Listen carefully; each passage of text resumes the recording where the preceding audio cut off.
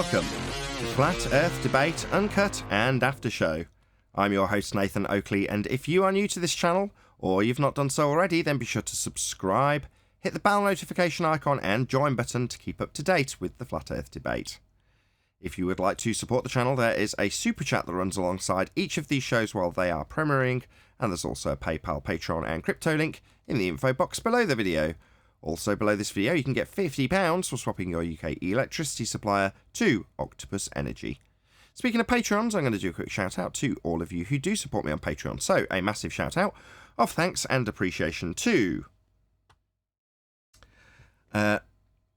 Maximum Gravy, so a new Patreon. Thank you very much for joining me, Maximum Gravy. Austin Whitsitt, John Kays, DL Hill, Julian Jeremiah, Tommy Swagnitz, Michael Kahn, Patrick Gunnels, Banter, Will Brax, Mel B. Styles, Troy Shuker, Bose Nail, Sampson, Maris, Hairy Blade, Mobile Max 777, Neo the One, Lost Cat FE, Rob W, Open Minded, Reese Pound, Del West Watson, Mike, Muted, Dick Earth Skeptic, Maria Nealand, Unbelievable Productions, Blue Ridge Ranger, Rob H, The Real Gabster, Windrider, Liam Nedrick Jr., Abraham Ahmed, Naibai, Adrian Quintana, Skeptic936, Life is Short, Fireball X, theflatearthchannel.com, Texas Mike, Edwin Johnson, and David Wayne Foster.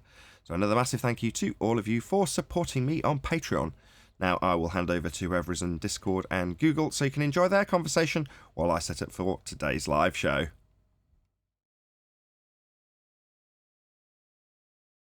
As usual, nothing new. Yeah, I'm telling you, they close their ears, they close their eyes to the black swan. It's like, if it's out of sight, it's out of mind, and it don't exist. So, they keep talking about the same arguments, talking about horizons, and how high they can go up to see curvature. It's really a joke. Yep. I was actually in here last night, and QE was in here. We were talking about refraction. And someone brought up the Wikipedia entry of refraction, which was pretty interesting, because it describes refraction as the change of speed of a wave and moving from one medium to another, and then it goes on to say, or the gradual change in a medium. And the reference for that definition was Britannica. And then we go to the reference, and it says nothing about the gradual change in medium, which was pretty interesting. So you can't trust Wikipedia citations now. I didn't follow that because I only picked up on that when I was looking through Skype and I saw that and I was like, I don't really understand what he's saying. So what he was directing us to do in that message thread was to go and have a look at what they'd cited from Britannica or from the Encyclopedia Britannica and see that what they actually said it was isn't even there. I follow now. Okay. I'm glad you brought clarity to that because I didn't understand it fully when I read it.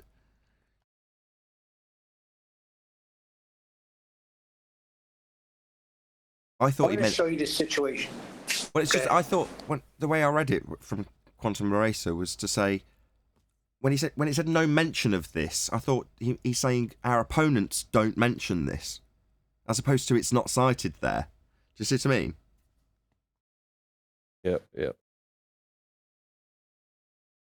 Yeah. Well, that's one of the reasons that you... Yeah, anyone basically can edit stuff on Wikipedia, so...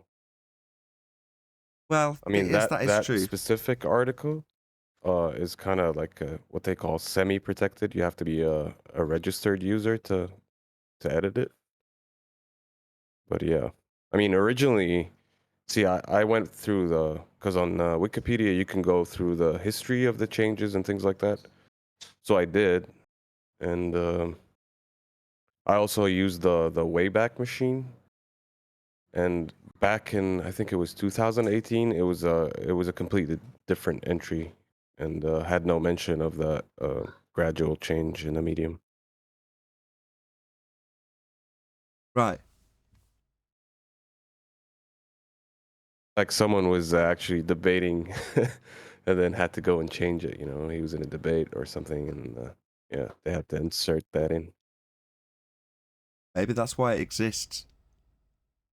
It's like an intermediary grey area ground where you can have things defined slightly differently, cited slightly incorrectly, and just see how it washes with the general public.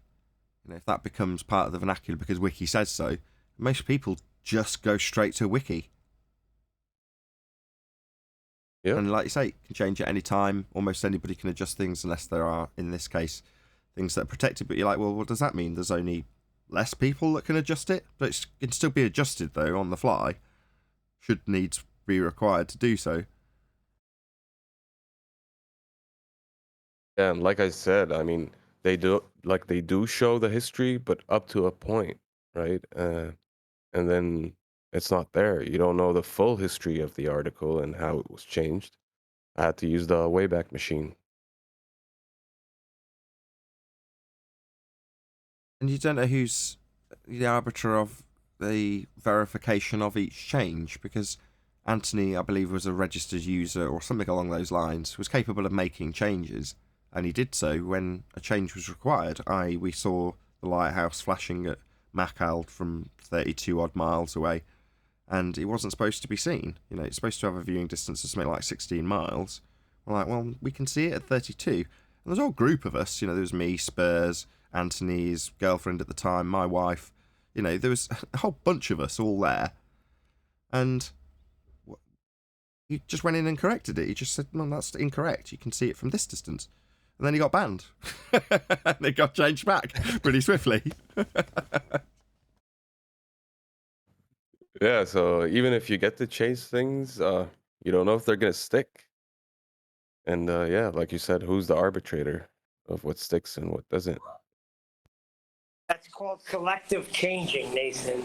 You can't change it in favor of flat Earth. You got to change things in favor of spheres, and then then it's all good.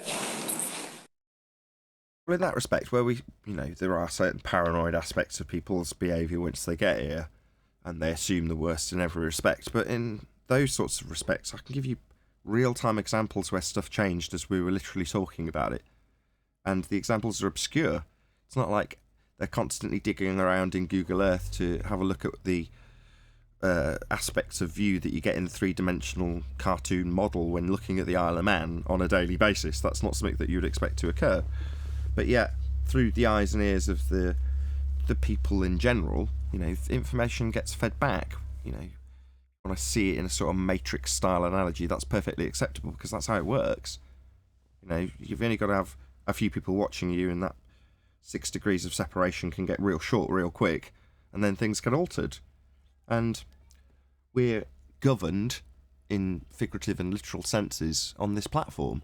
So to say, well, we're not being watched, it's like, well, of course you are. You're publicly being watched, and some of the people watching might have influence, and they might employ it. Does that mean that there's some grand daddy conspiracy and FBI agents sat watching the stream to see what they might need to contact Google about to get them to change? No, I don't think so. But by the same token, yes, actually, that's pretty much exactly what happens. It's just not in the nefarious way that people's paranoia tells them it might be occurring. Do you know what I mean? Yep. Well, I don't know. Let me read this to you real quick. I wanted to read this last week, but this tells you where we're at with them. This is from the Washington Post. And it starts out, the weather helps disprove the flat Earth hypothesis. Okay? Goes on to say, this is how it starts out. The Earth is round, period. It may seem like an obvious fact that we've understood since primary school, but for a body of flat Earth, the concept of a globe-shaped Earth is paramount to what they claim that this is flat Earth is the biggest conspiracy theory ever to exist. Their science is laughable, their evidence baseless, and their claims prone to falling flat, pun intended.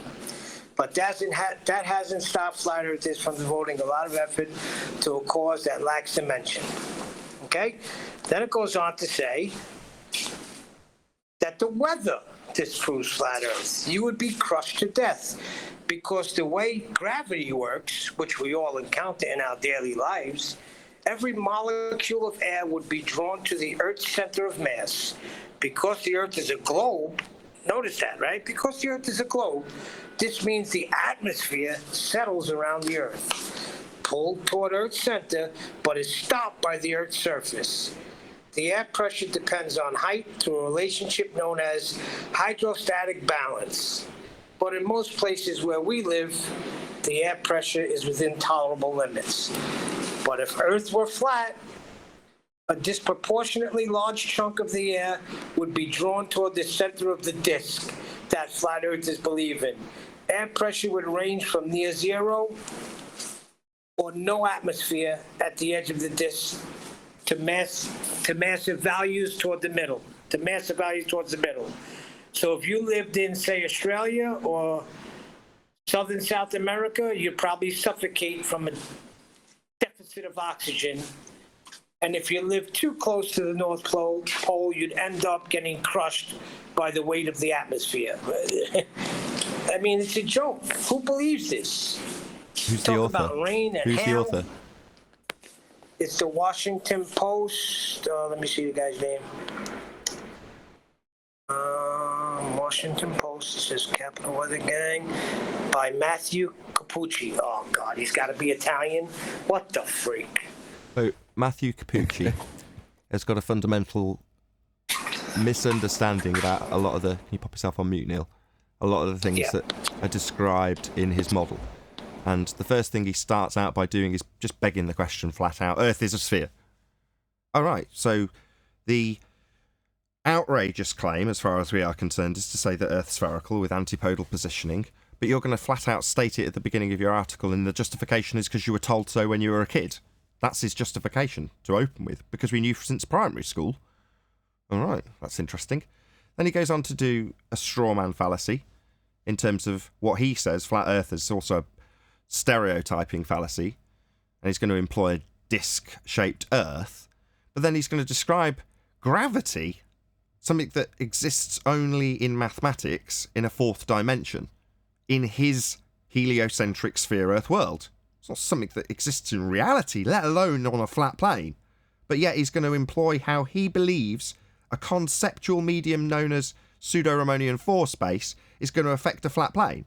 Why would you do such an idiotic thing? Meanwhile, he's talking about how the atmosphere will be affected on his straw man flat plane that he's decided by stereotyping fallacy we all use as a hypothesis. Clearly doesn't understand what science is either. Number one, if you're going to claim we've got a hypothesis, what was our hypothesis? Who was it that presented it? And why is it that you're asserting that every single flat earther adheres to this quasi-hypothesis, which no one has offered? Meanwhile, you're asserting, begging the question fallacy after begging the question fallacy, on top of a straw man fallacy disk model with a begging the question atmosphere, sphere-shaped air affected by gravity, fourth-dimensional space-time bending on a flat plane straw man that he's holding up to burn in full psychotomy. So it's riddled with fallacy and shows a very poor understanding of not only his own model, but the stereotype that he's employing when he superimposes his own misunderstandings about sphere-shaped air and how gravity affects it. All right. So a vector towards the centre of a sphere Earth, centre of mass 1, in gravity. All right. So what about the fact that gas doesn't behave like that and it actually expands in all directions to fill the availability of volume it has to fill, in line with the second law of thermodynamics description of entropy? Why would it be that you would say that gravity, which is merely conceptual, is actually flying in the face of entropy, which is a law of nature? Gas fills space. But you've got a space sphere and a presupposition that that's automatically the case, and we've got the outrageous claim with the flat plane that you also deal with on a daily basis. Yeah, it's just an outrage from a Dumbo.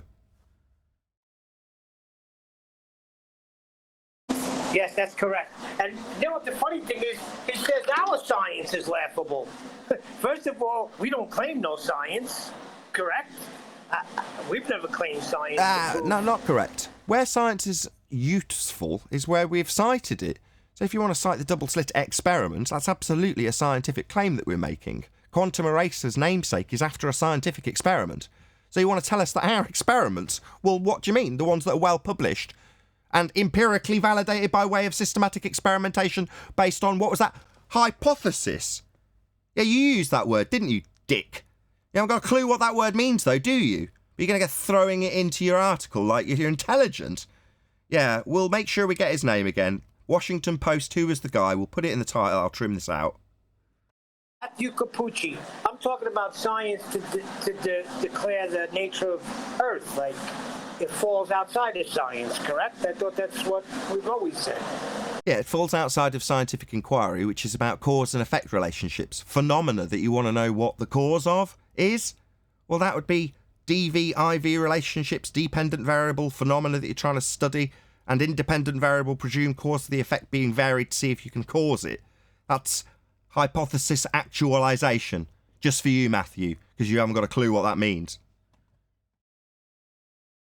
Yeah, they bring up the guy that died in the rocket with Mad Mike. They bring that up. It's laughable, the whole thing. If you continue on, you really would get very frustrated.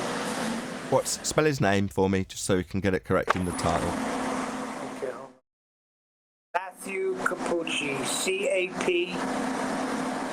Hold on, where is he? C-A-P. C-A-P-P-U-C-C-I. C-A-P-P-U-C-C-I. Correct. Okay, Matthew Cappucci. Publish this with your name and Washington Post in the title.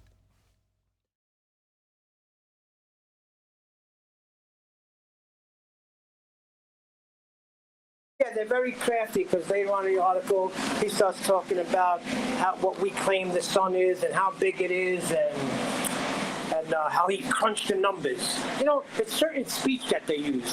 Well, I've crunched the numbers, and this is what I come up with. I mean, it's a joke. It's just a bullshitter. Crunch the numbers?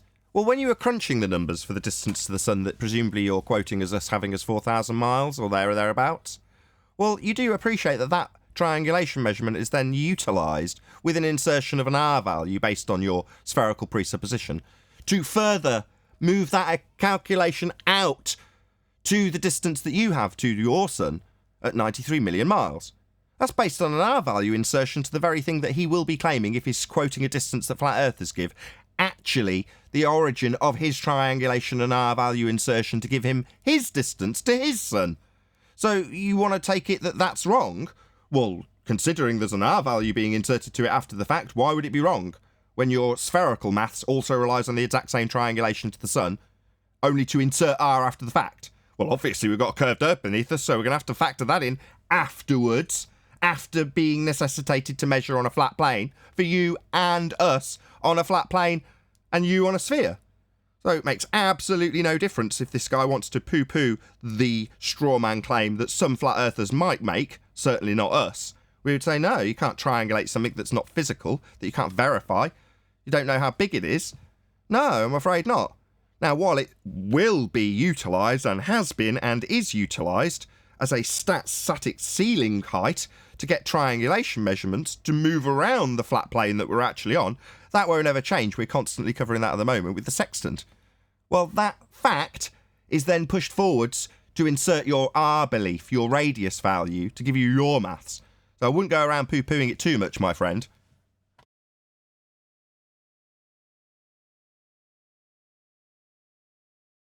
Again, crunching the numbers, did you notice the R value in your numbers there, Matthew?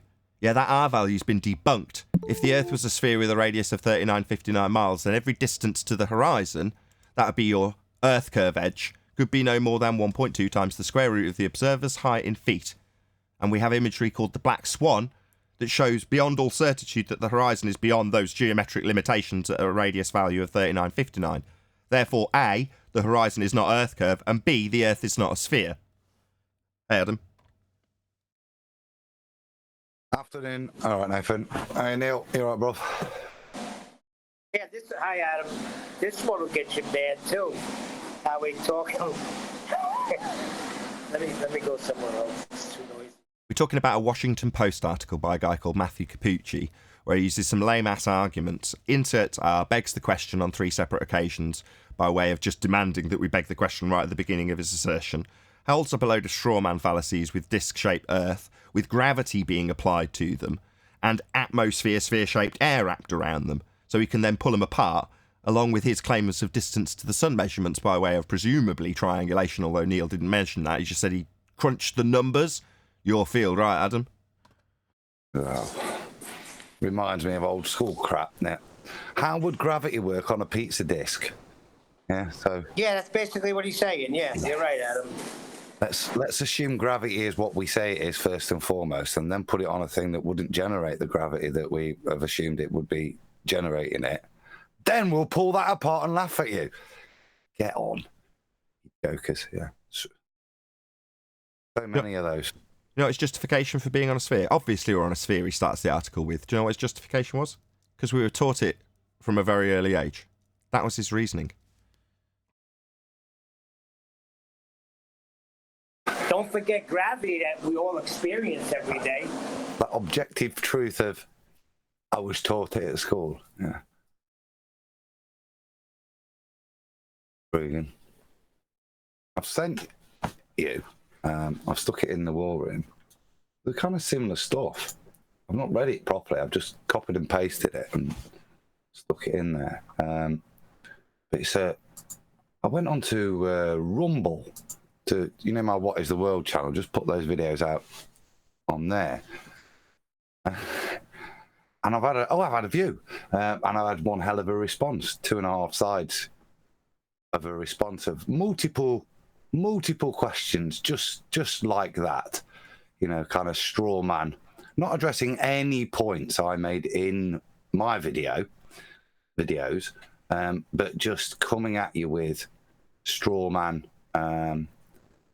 attacks of a ball. So when days are longer in the northern hemisphere, they are shorter in the southern hemisphere. How can the sun slow down and speed up at the same time on a flat Earth? Yeah. Just full of it. And this seems to be where they're at, because it's all they've got is to live in this fantasy world where it's pre-assumed first for them to be able to validate anything. Without the pre-assumption, or as you said there, I know it's true because I was told at school,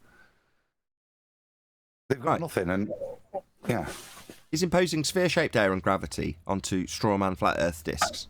It's akin to me saying, how do you explain the time dilation that we experience? Now, that time dilation I'm describing happens to be time dilation in Narnia, because by contrast, I'm going to say that Narnia and the effects thereof are in place here. So when we're talking pseudo-Ramonian force-space-time bending, Einsteinian gravity, which this guy's employing, for some unknown reason on a flat plane, not that we claim it, obviously he's got to use that straw man, well, I'm going to impose time dilation that the wardrobe experiences when I ask him to answer a question about his globe Earth. Perfectly reasonable, right? It's like you're going to superimpose your beliefs and ideas about what gravity is just because you were told when you were a kid and you just accepted it without any critical thought whatsoever. That's going to be superimposed onto a model we don't even hold up. Oh, wow. How reasonable is that?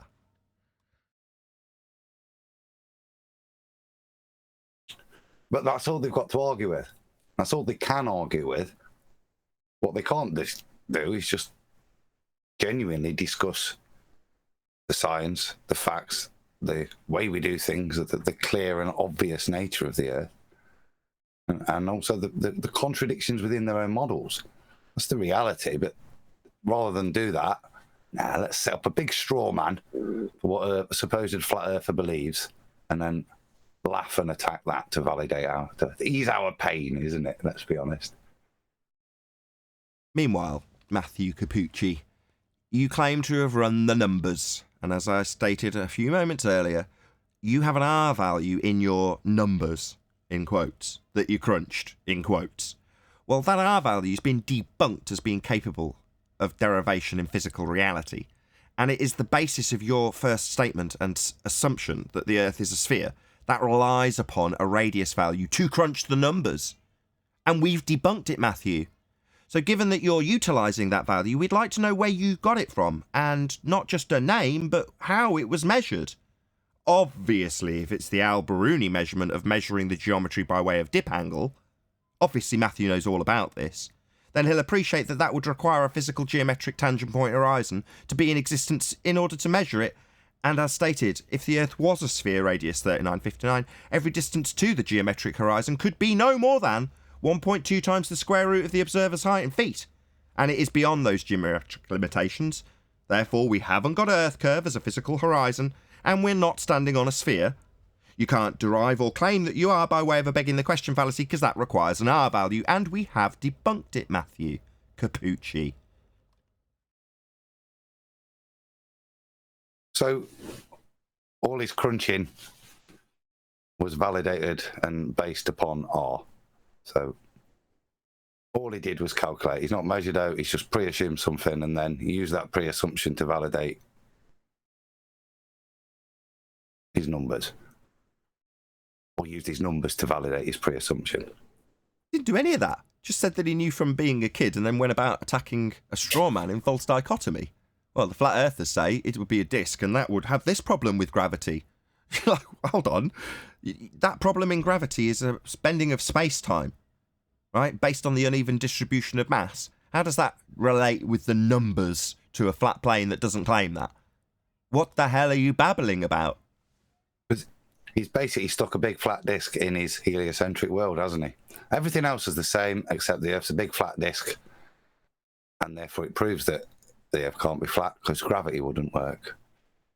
Also claiming that weather proves that we can't be on a flat plane, aka we're on a globe because I assume it already.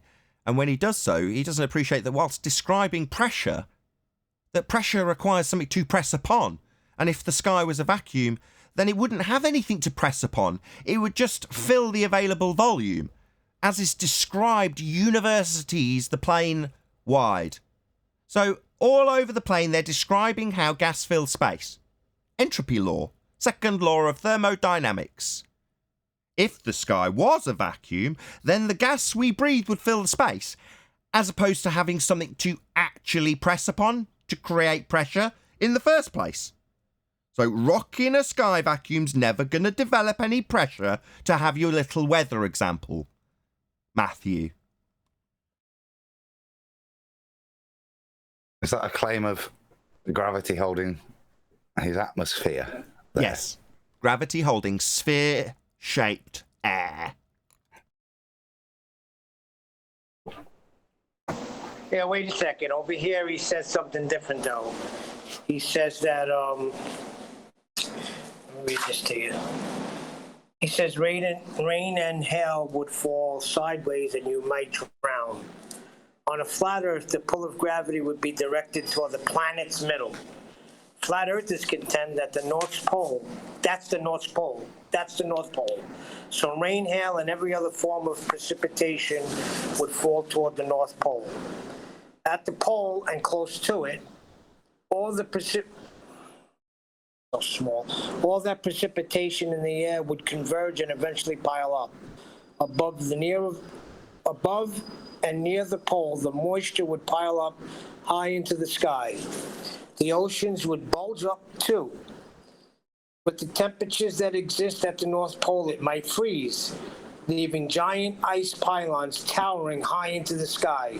Some of it could be liquid, so there would be a column of water suspended in midair. So that through that same process, a rocket launched into the air would eventually find itself returning toward the North Pole rather than the Earth's surface. I mean, what the hell is he talking about? Pseudo-Riemannian for space-time bending caused by the uneven distribution of mass. Right, that's what he's got. That's a conceptual medium, that's space-time, being bent and claiming that that somehow relates, even though it's ripped straight out of the heliocentric model, to his flat Earth straw man false dichotomy. Just pathetic.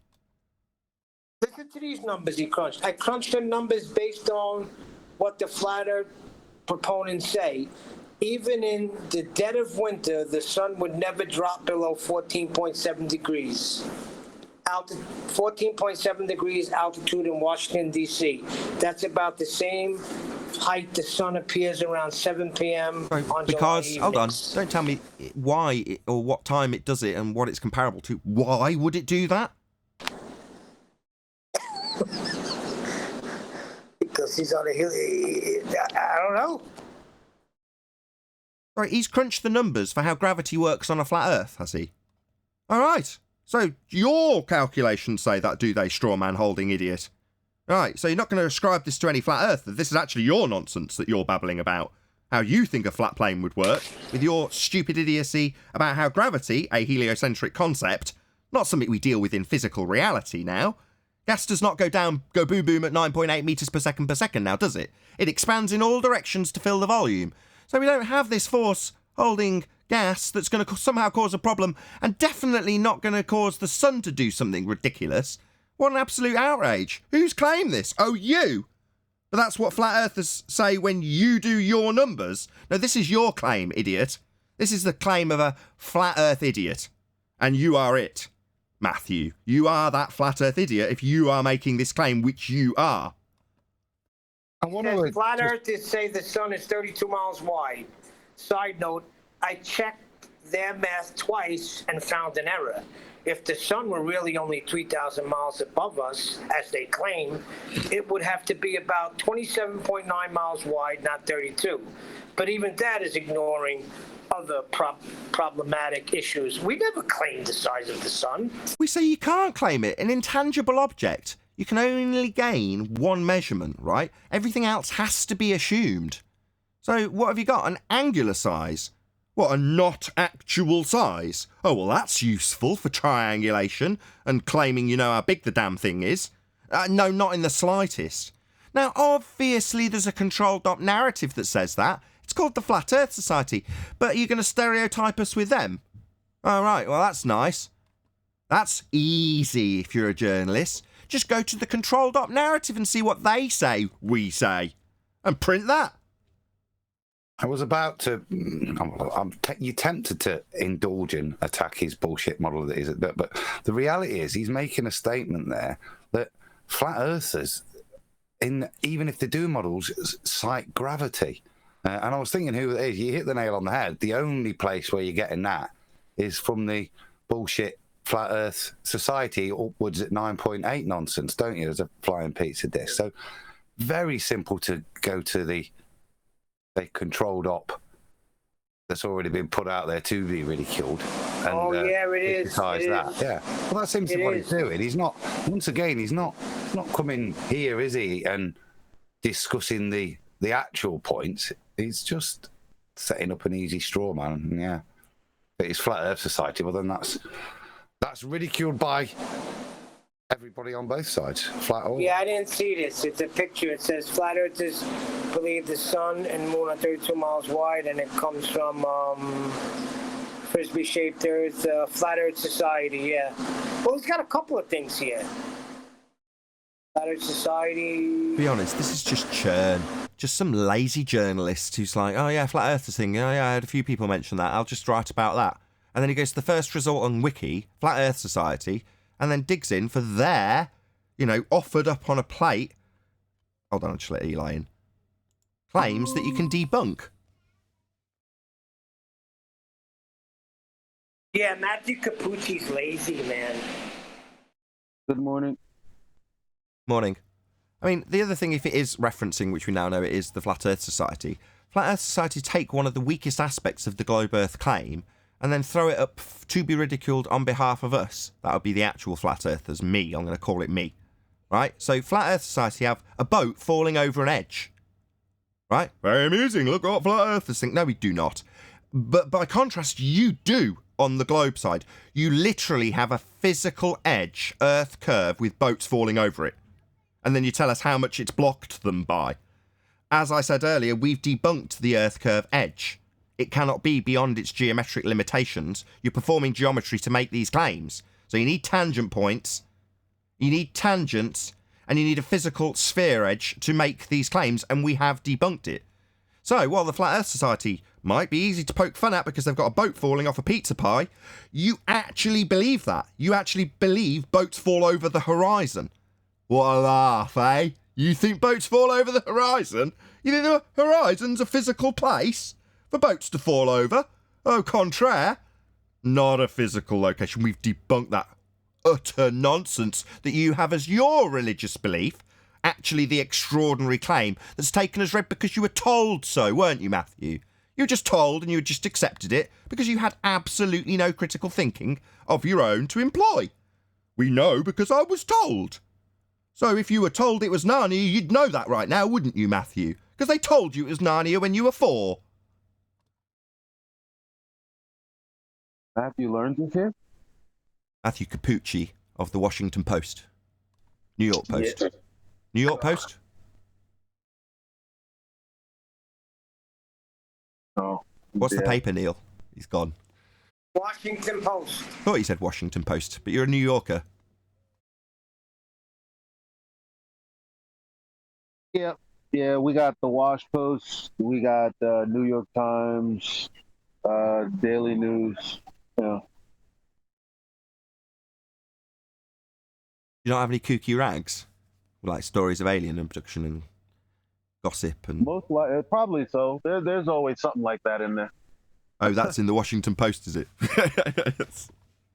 You'll be surprised what you find.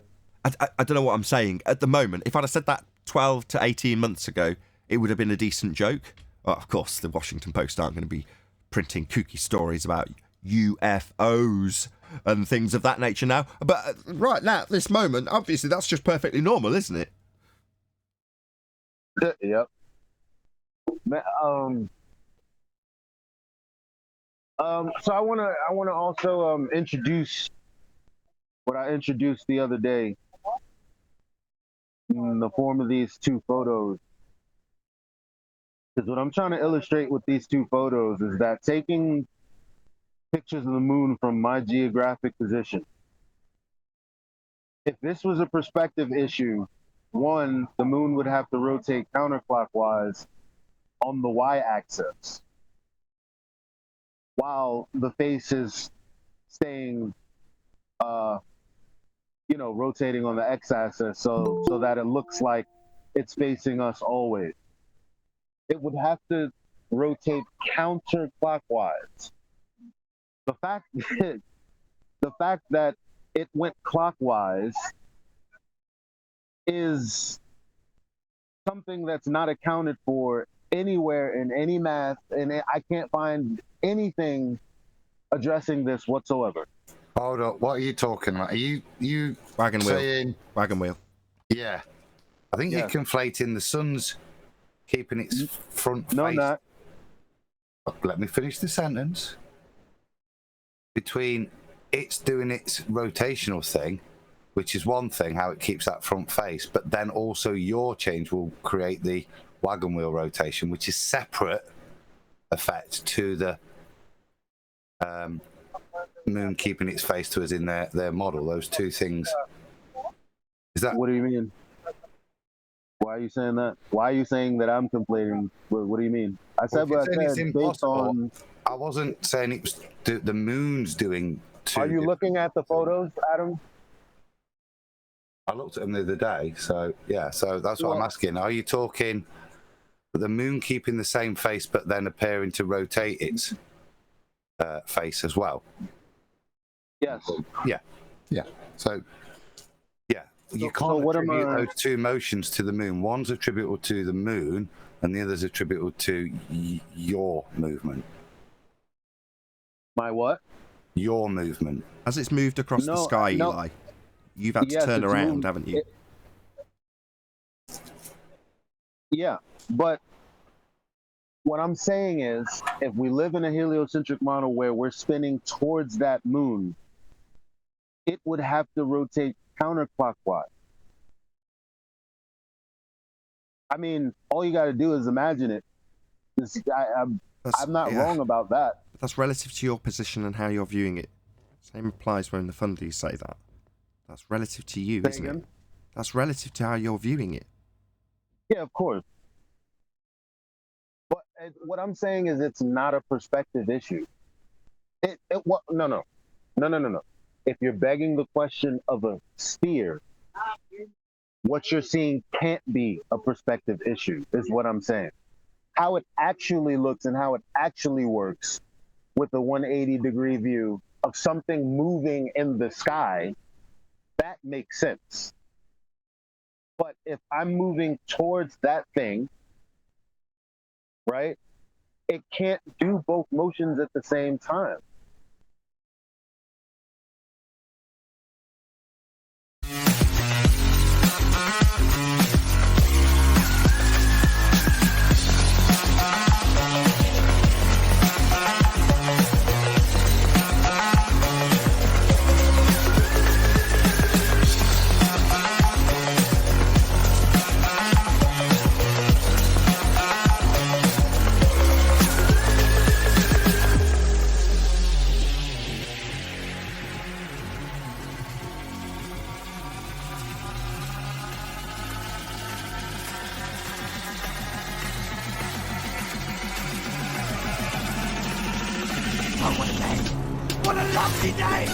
Welcome to Flat Earth Debate Live.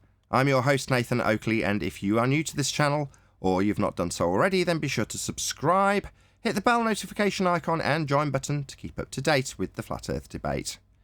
If you would like to support the channel, there is a super chat that runs alongside each of these shows while they are live, and there's also a PayPal, Patreon and crypto link in the info box below the video. Also below this video you can get £50 for swapping your UK electricity supplier to Octopus Energy. Most importantly, to join the discussion, simply mute the page you are currently watching, then click the link in the info box below this video to join the panel and express your views on the nature of Earth. If you do join, please don't swear. If you do, you'll be ejected, and if you are, please don't try to rejoin the stream using stock accounts. You'll be warmly welcome back on the next stream. Please also share the show on social media. Sharing the show obviously increases the live audience, but this in turn increases the chances of a more diverse panel, so please share the show on Facebook and Twitter. Now, we are joined by the Adam Meakin, Eli, 10th Man, Neil, and a whole bunch of people in Discord, so welcome one and all. Good morning, good morning. Good morning, good morning. Good afternoon. Hello, hello, hello. Good to have you all. Any Morning. evidence of a physical geometric sphere edge horizon, formerly known as Earth curve? Like we've been saying, you're going to need R for that.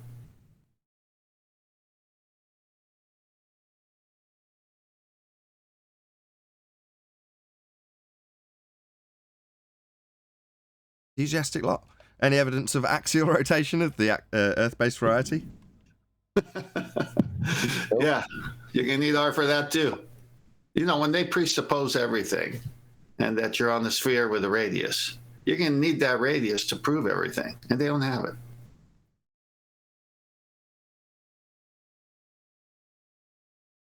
Any evidence of the distance to the sun?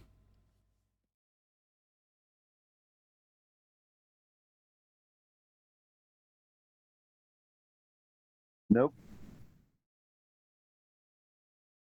Not without the presupposition of R. Nope. I was just waiting for exactly that. Any evidence of a self-perpetuating molten iron core at the centre of a presupposed spherical Earth?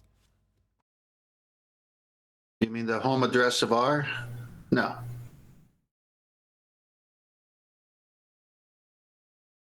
What about any scientific evidence of gravity?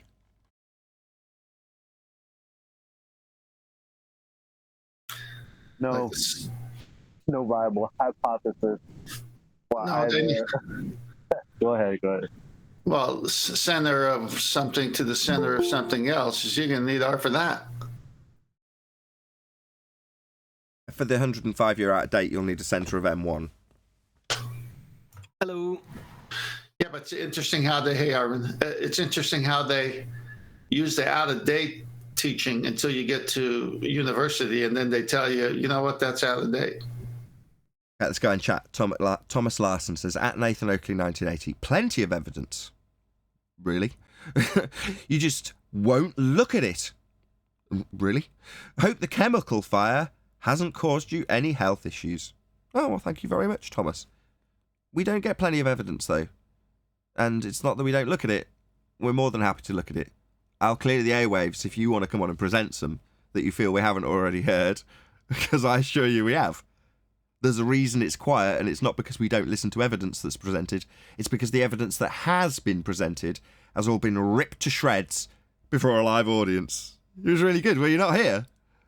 feel free to jump in and tell us any piece of evidence that you feel proves Earth's sphere or contradicts any question that we've already answered by stating that you need the R value for it.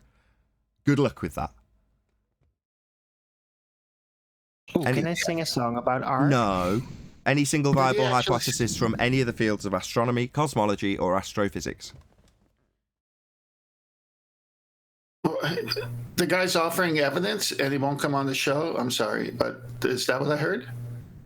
Claiming we don't look at it. Like, what exactly would you like us to look at? I mean, we're pointed in the direction of things like the cranes on the Black Swan images being bent. And they say that means it's refracted. You're like, all right. So not geometric then. Not capable of giving you a tangent for your geometry then. Not capable of deriving an R value from it then. And that's what we reply to that. In other words, we do listen to the replies to the Black Swan that has debunked the R value. Claims of refraction. And we say your refraction's based on atmosphere, sphere-shaped air assumptions. And they need R. So if you need R to refract the horizon with R, you're going to need to measure R, and you measure it with the horizon. It's a paradox. So it's not that we don't listen. We just annihilate the rebuttal. Any single viable hypothesis from any of the fields of astronomy, cosmology, or astrophysics? No, they stop at observation. If they speak after that, then you're going to need R. Any evidence that you can have gas pressure without the necessary antecedent of a container to press upon? Once again, atmosphere, gas pressure, sphere-shaped air. You're going to need R for that. He didn't mention that, though. Who? Nathan. I just said any evidence that you can have gas pressure without a container. Yeah, that's right, not atmosphere. Because in the pre-show we were talking about a chap from the Washington Post called Matthew Cappucci, and Matthew Cappucci specifically asserted atmosphere, that would be sphere-shaped air, almost northern, sphere-shaped air. Anyway, he asserted it on a flat plane. It's like the atmosphere would do X, Y, and Z on a flat pizza pie. You're like, what? We don't assert gravity. It's an unproven conceptual medium that has a fourth dimension to it. That's definitely not in existence on a flat plane. Unless, of course, you go to some controlled-up narrative of the Flat Earth Society, who may or may not describe gravity as an upward acceleration of their pizza pie at, coincidentally, 9.8 metres per second. Pretty much exactly as your downward vector gives you. Not that gas does that, because gas expands in all directions to fill the volume it has to fill. That's what it does. You did ask for evidence, and I was going to say the same thing, and not so much evidence, but the Washington Post guy was told it at school, so that validates it for him. That I think was the level of evidence that we're having brought to us in response to the first guy. It shows you there isn't anything for us to respond to other than somebody coming in with their just so stories that what they learned at school, and that's its validation. Not we're backing it up with I learned this at school and this is what validates it. Just I learned it at school, so it's true. And that's probably why it's quiet, because there isn't anything being presented to us. Well, he also appeals to consensus. I think he says words to the effect of like we all did. So in other words, all of us on my side poo-pooing this notion that's the obvious and observable nature of our navigatably flat world, well, you who have been told it's like I have will all agree with me here, won't you? So it's appeal to consensus. You were all told it at 4 too. Yeah, so were we, shockingly. Yeah, there is that arrogance, isn't there, in the response to us, as if we didn't know that we've been going around in this cultish thing since birth.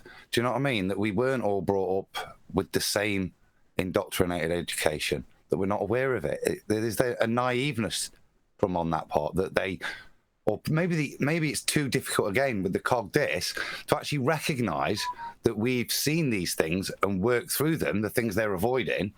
It's probably an easier thing to just assume that we have no previous education and we just emerged as flat earthers.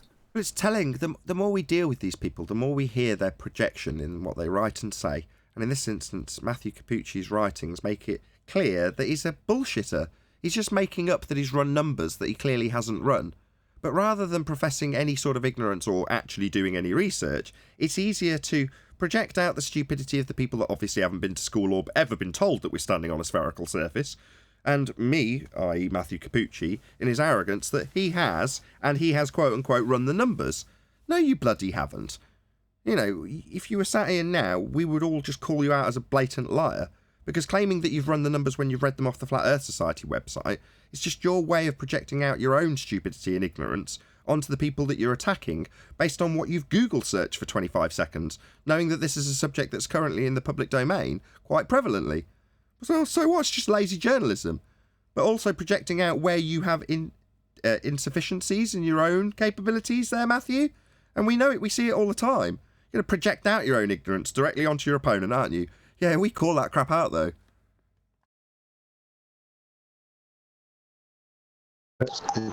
Good morning, guys. Morning. Who ran the numbers again? What numbers? Matthew Cappucci is the journalist we were... it was actually down to Neil, and so Neil read out almost the full article from the Washington Post, and he's like, listen to this one, outrage. And then we just sort of went through it, and I got a bit hot under the collar under it. No, I don't know why. It's just like one of those, it's the subject matter of the day on this particular show every day, so why would I get frustrated with it? Well, my frustration is born out of the general, as Adam puts it, arrogance of the people that are in positions that feed the masses with what they think is true. Now, it's kind of sad, because this guy's telling people who are intellectually inferior to him what's what. And I am in no doubt that there's plenty of people who will pick up that article, just read it and take it as read. You're like, so this drongo who's done no real research and is projecting out his own stupidity is going to be taken as read by a lot of people who read this article. What does that say for the people who read the articles? Well, it's endemic everywhere, Nathan. Lazy journalism, patronising of the reader. I mean, the one that made me just crack my sides this week is, I think it's the LA Times. See, Larry Elder is the black face of white supremacy.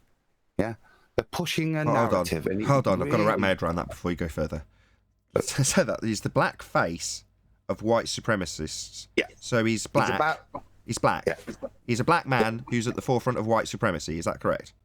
That's correct. Because he's possibly going to challenge the governor's recall, I think it is, and maybe win as a Republican over there. The only way to attack him is the narratives they've got, which is, oh shit, he's a Republican, therefore he's a white supremacist. Yep. That's hilarious. Being in California, being from California, that's exactly what's taking place. And they're scared to death because here's a conservative black man, and they got to throw mud at that somehow. I mean, the title itself, if you buy that, you drank the Kool-Aid. My God, America is still so unbelievably racist, isn't it?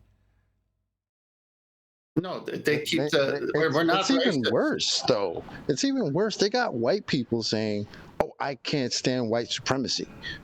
It's like, "Oh, I can't stand my own white rage. I'm trying to understand that, like because I'm white." What? Hold on. There's a difference between being white and being a white supremacist, Chocolate. Come on. You can't pigeonhole white people as all being white supremacists under the surface. That's a bit unreasonable. Now, come on. But what I'm saying is they are classing themselves as the enemy while declaring themselves to be white. It's insane. That's yeah. So there's an attack on racism. Not that racism is a thing.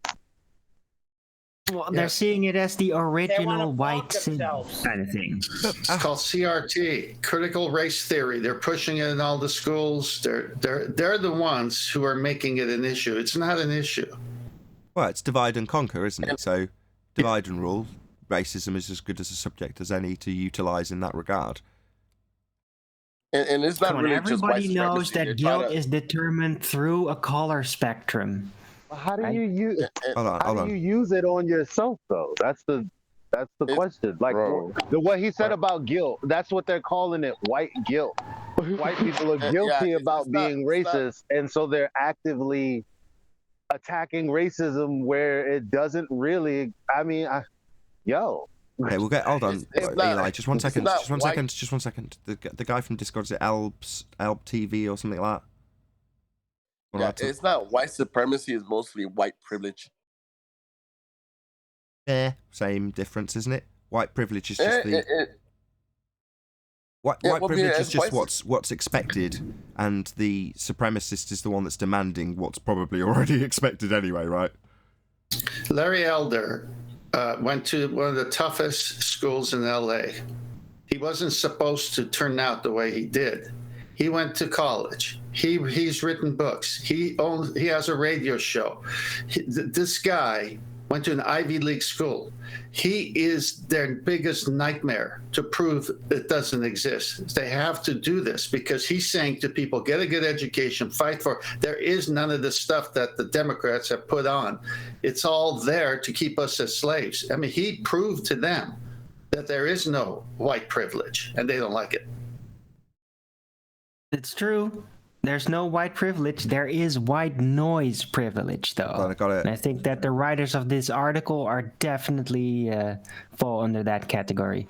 We'll figure out. Hold on a second. Hold on. We'll figure out why we've segued onto this in a moment. But in the meantime, Julio. The point was not that. Hello. Yeah. I just want to shout out Julio Pabon. Julio Pabon says, "Are you telling me there is a real life Clayton Bigsby, a black white supremacist?" ? I don't know. None of this makes any sense to me. The first statement from 10th gave me the distinct impression that America is still incredibly racist as a place. There's lots of prejudice against different races there. No, that's not what he was saying. That's what a particular party keeps bringing up every election to divide the people. It doesn't exist. It's not. What's the word? Is there racism? Yeah, everywhere in the world. Is it the way they wanted to sell it? That it's everywhere in America and blacks hate whites and whites hate? No. I see. That was my next question. So what bit isn't actually true? What is he saying isn't real? Well, in this case, the claim that there's widespread racism isn't actually true. The claim that all whites hate blacks and blacks hate whites is not true. Correct? Correct. Okay. Well, it worked. I mean, even at a subliminal level, that was my first impression just by your opening statement. So clearly it works. But for that reason, that's why I don't like subjecting myself to the media in this regard. You know, I just don't subject myself to it. I don't know how we've segued onto this subject from the nature of reality, but there we go. Well, I'm sure someone will film me in. Adam was going to bring it back, so let's see how he brings it back. Yeah. Okay. My point was, we were talking about lazy journalism and perpetuating a narrative and how lazy and ill-informed you can be to just keep punting a narrative. Now, my point here was this just exemplifies it. Now, to attack a Republican, yeah, you tend to put you've got a large Democratic community in California, so you just put the standard rhetoric out, which is probably a white supremacist. It's that lazy, yeah, and they have thought about it because look, he is the black face of white supremacy, but it's so ignorant and so ingrained, this narrative that that's how you just attack a Republican, that it's as pathetic, and I think they've taken this down because it's been so heavily ridiculed as to how racist it is. If you look at who the actual backwards racism that's here, you know, and that's my point, that within all the narratives that are speaking to the public, whether it's the Washington Times with this flat earth response or this, there is a disdain for the people they're talking to, an arrogance that they think they're intellectually superior and therefore educating, and basically can get away with telling you anything, that even pizza discs don't fly, or that this black man that's had, you know, his whole life fighting for black rights and speaking for them proudly on radio shows is now, because he's put a Republican badge, you've got to believe he's the black face of white supremacy. And that's the farcicalness of it. It's farcical within our generation. We had a person claiming to be a black man who became president. We got Supreme Court justices who are black. We've got people who have gifted skills in athleticism. They're making millions of dollars a week on their contract who are black. Where's the systemic racism? That's just white rage. Sorry. I was going to nick that joke. That was going to be my lead afterwards. I was waiting for the right pause. Yeah, you could have gone. I had to be the one to do it. Well, I don't mind. I'm a quarter black, so I can get away with it. Chocolate, if course. the US military weren't spending their time researching white rage, wouldn't they have had a cleaner pull out of Afghanistan? Because they spent the last few months focusing on that. A little bit, yeah. I want to understand white rage. Okay, so a base level, just to take this back to flat Earth, I'm sorry, Chocolate. This lazy journalism that's being described by Adam will, in some instances, and it seems from what you've told me, this has been recognised by the public and there's a bit of an outcry about it, i.e. this is ludicrous, or whatever. I don't care what the outcry is, but therefore people recognise nonsense when they see it. But not always. There are certain facets of your life, including the nature of the ground beneath your feet, that you will just take as read. Doesn't matter who's saying it or how it's being said, it's just part of your language. Therefore automatically assumed. Well, that's what we kind of, I don't want to say the word fight against, but ultimately we have taken it upon ourselves to brace against in our own day-to-day lives. Now, yeah, I've got a show about it, but by the same token, I'm going to say this, it doesn't really affect my day-to-day life, other than if it comes up in conversation or somebody happens to know what I do and they bring it up, and then they normally, in most instances, want to force their already confirmed by everyone around them religious belief onto me. It's like it's not acceptable to have somebody who's not part of that religious belief anymore. They must be converted back into the fold immediately. It's not enough that every single person I know around me believes as I do, because I was told from the age of 4 that Earth's a sphere flying through a sky vacuum. If this person doesn't, they must be convinced otherwise. Didn't you know? Weren't you also told when you were 4 that it was a sphere? My God, what's wrong with you? You've got, yeah. It's that. I think it's very easy for somebody to not have the wool pulled over their eyes with regards to the last article. It's kind of obvious that he's probably not a face of white supremacy. But actually, cursory reading and re-supporting your already beliefs allows you to then have take on some of the derogatory things about flat earthers. The facts or non-facts in that Washington Post article are a lot easier to be believed. Because it's not so blatantly obvious, but actually they're stating it more. He's doing the numbers, so you're more likely to have the public's conned with that article and believe what's in it than, not to say it's any less blatant, but it's actually easier for the public to read it and accept it and move on. And then, like you say, they've got that article in the back of their brain when they do meet one of these people that they need to have to convert. I remember a time when I was selling, believe it or not, door-to-door, business to business, copier machines. This was a long time ago. And I remember this guy saying, yeah, but your competition is bringing the machine to let us use for a week. And he says, this is the best model for the size of work we have. So if you're going to do, say, 5,000 copies a week, you get this model. But if you can do 20,000 copies a week, you need to get something more robust. And I said, okay, well, what's your size of, work each week? So then I found one from the company I represented. And he said, yeah, that hands down, it beats yours. And I said, great. How about if I get my copy machine here at the same week he has his, and you could test the two against each other? He said, oh, that'd be the best way to know. And I go, I know. And if I win, would you buy from me? He says, absolutely. Well, guess what? He bought from me. So instead of reading an article or a pamphlet from the salesman on the one side only, he decided he was going to test the claim.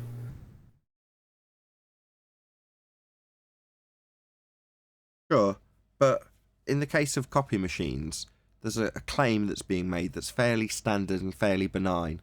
In terms of unique selling points and which one's better, it's not an outrageous claim to say you've got the best copier, even if you haven't. Even if you know that yours is less reliable than your competition's, you can still find something in it that's unique to say it's better, right? So that's not an extraordinary claim to make. Now, in this instance, he was claiming mine was bad. No. I'm not saying that. I'm saying in your example, it doesn't have any extraordinary claims in it. Now, Well, hang on. The extraordinary claim was he can talk all he wants about his, but the minute he wanted to comment on mine, he became an expert on mine. And I said, well, he's not telling the truth. Why don't you test him and find out? He said, okay, that's the best way to know if he's telling the truth. Sure. But what I'm saying is, my point was going to be, at the start of that process, there's nothing out of the ordinary to just accept as, or take as read, or assume in the first instance. For example, that the coffee machine will give you eternal life. Or the coffee machine, the copying machine will give you eternal life. That's an extraordinary claim. Would you not agree? I want some of that coffee. But you know what I'm getting at. There's no start of that process where you go, what I'm hearing is an extraordinary claim. Now, I'm going to need validation for that. Now, in the case of what we debate here, there is an extraordinary claim. The idea that I have people antipode from my position and we're flying at thousands of miles an hour through an ever-eternal vacuum is an extraordinary claim. I assure you. It's an outrageous claim. But yet it's accepted as fact and accepted as the norm, and then the actual norm you experience is therefore challengeable as the extraordinary claim. Like, we need to prove the base assertion that everything is based upon to begin with, which is the flat plane we actually utilise. But you covered it already in your show. It's not an extraordinary claim to say that, since you were brought up since 4. That's my point. It's only not an extraordinary claim because you were told so from an early age, as per Matthew Cappucci's article. Don't these people know, like I know, from the age of 4, because I was told, that we live in Narnia? I mean, that we're on a sphere? To link Cappucci and me. Sorry, Tom. Oh, sorry. No, I was just going to say, you're right. That's literally the only reason anybody believes that. Because they tell you when you have no business even learning that type of thing. Right? As if it's your reality, and you just have to deal with it. That's why there's globes all over the place, posters, and it's on your science book, right? So to force feed it into you, so that when you get to a certain age and somebody questions it, you're like, nah, bro, that's reality. What you mean? You know? Well, that They give you no choice. choice. I'll done 10th. Go ahead, Adam, if you finish chocolate. Well, yeah, it was just to link 10's analogy. To me, if the guy that's wrote this article is the guy that's going to buy the photocopiers, instead of getting a leaflet off 10 for his competition, right, he's gone to the company that thinks that photocopiers are the new modern evil, and actually we should still be writing things out by hand. And he's got a good appraisal of both machines from that bloke before making his decision. That's the analogy I can see with this Washington article. He's absolutely where he's gone is to a place where you're not going to get the best advice when reviewing Flat Earth. He's off to the Flat Earth Society to then make his decision on this. Well, that's like I say, going off to a hand scribe to ask who's got the best photocopy. Yeah. A guy who makes handmade fountain pens. What do you reckon's the best photocopier? Photocopiers are evil. Everything should be written by hand. Good one. No, you know what? This is a good conversation because I was 7 years old when I came to America, and the country I grew up, I can't ever recall seeing a model of the globe. What was your favorite American song? Hold on. Sorry. My God. If you compare how Matthew Cappucci describes being told at 4 years old, and therefore he knows, and then you go and compare how people in cults that have been born into the cult are treated in regards to their beliefs and their understandings, they are identical. There is a parallel between these two things. I.e., some of the things, if you're an outsider, that you listen to from a cult member describing their experience, which they will explain they absolutely understood to be the reality they were in, then you would go, oh, how could that possibly be? How could you not understand something that you haven't been brainwashed with from birth? Well, this is no different. We've all been brainwashed with the idea of standing on a sphere, and therefore we accept it. But you've got to learn that crap, unfortunately. And for the people who don't realise that they've been brainwashed, there's no help, because they just know, right? Well, we all just know, like Matthew says at the beginning of the article. We all just know it already. So from the outset, you're already begging the question that your extraordinary claim is true because you were told so from a child. All right, well, the people in a cult were told that their cult leader was divine or God, and they just accepted that as the case, and then they would go out and do all the slave labour that was requested of them simply because the person that was telling them from birth that he was God, and they damn well knew it. How can you not know that he isn't God? He told me from 4. Weren't you told at 4 that he was God, the guy who's making me into a slave? Well, no, you didn't, because you didn't know any better, and we included didn't know any better when we were told the Earth was a sphere at 4 years of our age.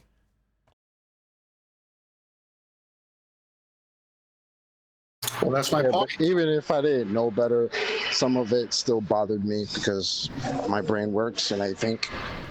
And I know a lot of people didn't think about these things when they were kids, but I did. Well, that's my point, Chocolate, because we've shared our stories many times. So when I challenged my teacher in American school, approximately, 6 years later, after I came here, he said, look, I don't even believe it, but I have to teach it.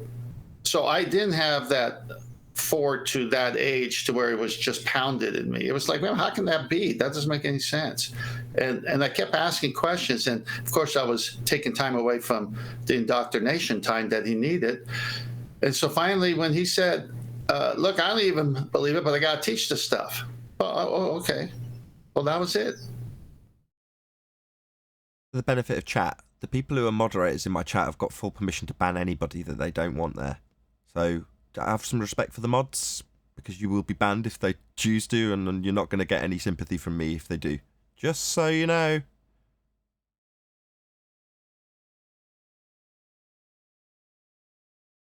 Sorry to introduce a little bit of admin in the chat. No problem. The mods in chat have been there since they were 4 years old, so they're okay. So yeah, this is it. We're in a world of lazy journalism and consensus appeal, and that's all we're dealing with. People who are dumbing down their own narrative to appeal to the lowest common denominator.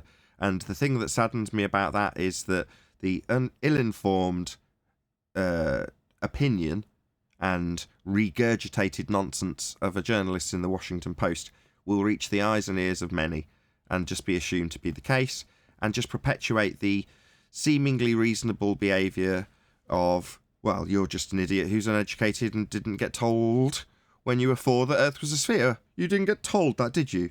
Yeah, I did. Shockingly. I exercised a bit of critical thought, and to agree with Chocolate saying, same here, I had the unnerving feeling that something wasn't quite right, and I researched NASA for those reasons. I wanted more. It didn't seem like I had enough to go on. I had this empty feeling every time I read an article or watched a video on Science at NASA channel on YouTube. I'd be like, this doesn't leave me feeling like I've got any of the questions I was hoping to have answered by watching this video presentation. And every time I saw the words artist rendition or CGI presentation or whatever, I was like, well, where's the real stuff? So as much as I wasn't saying, well, that must mean it's a lie, I just felt it wasn't good enough and wanted more. Not because I loved it, but because there was an empty feeling left at the end of it. And that empty feeling has undoubtedly led me to where I am now, appreciating exactly why what they told me on Science at NASA was complete lies. Everything they talked about was taking place in a second law of thermodynamics violation, sky vacuum. So 99% of what they actually said and described was inaccurate, even if it was based on actual observations through telescopes, because what they were describing was heliocentric in nature and based in a sky vacuum. So none of their stories were true. That's why it left me with an empty feeling.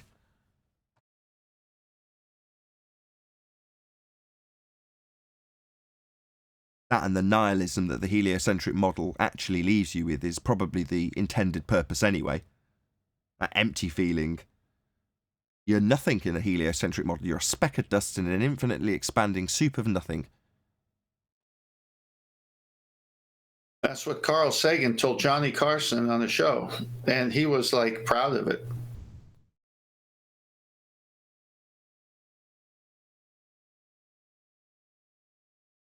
Yeah, and it's a sad way to spend your time on the anti-flat earth side of this argument. I hear far more joyous descriptions of their experience into this realm of discovery this realm of possibility. That would be the flat earth realm that you've been living on your entire life. As opposed to the anti-flat earth pain that I see non-stop. I think if you're going to live out your life that way, you're going to have a miserable existence, and then it's going to be over. And you think, that's pretty sad. Your time is extremely finite here. Try and appreciate the joy that the world's got to offer. You know, I went out to a forest with my kids today to pick wildflowers, experience the sights and smells, and the joy of having kids around me. It was fantastic. That's every day. That's what life's like when you enjoy life. Well, I don't see much enjoyment from the anti-flat earth side of this argument. I see pain. That's all I see, in fact. Yeah, there's a reason for that pain, though.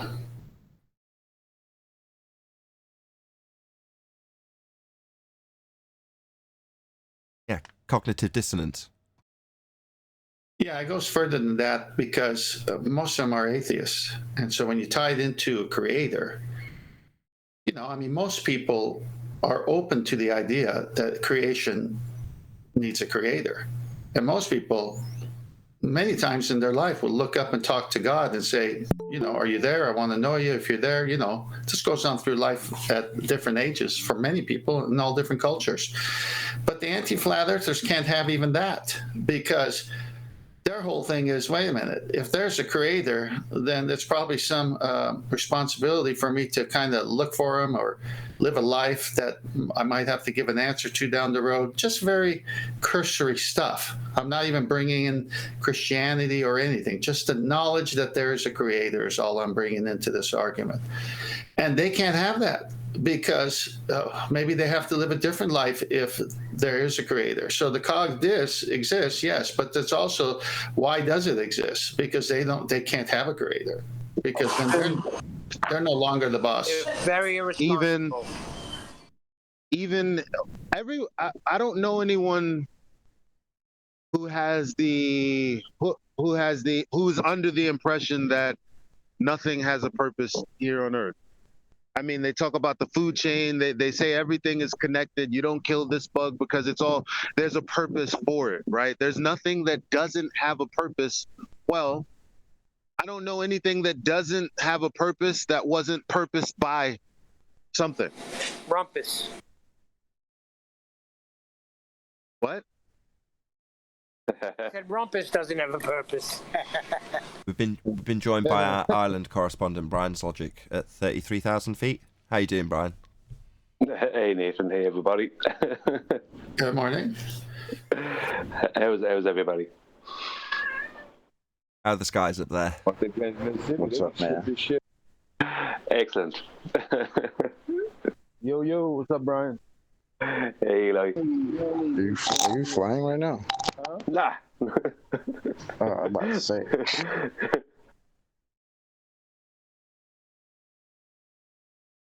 No, but Brian does have his nose up on the anti-flat earthers by at least 2 degrees.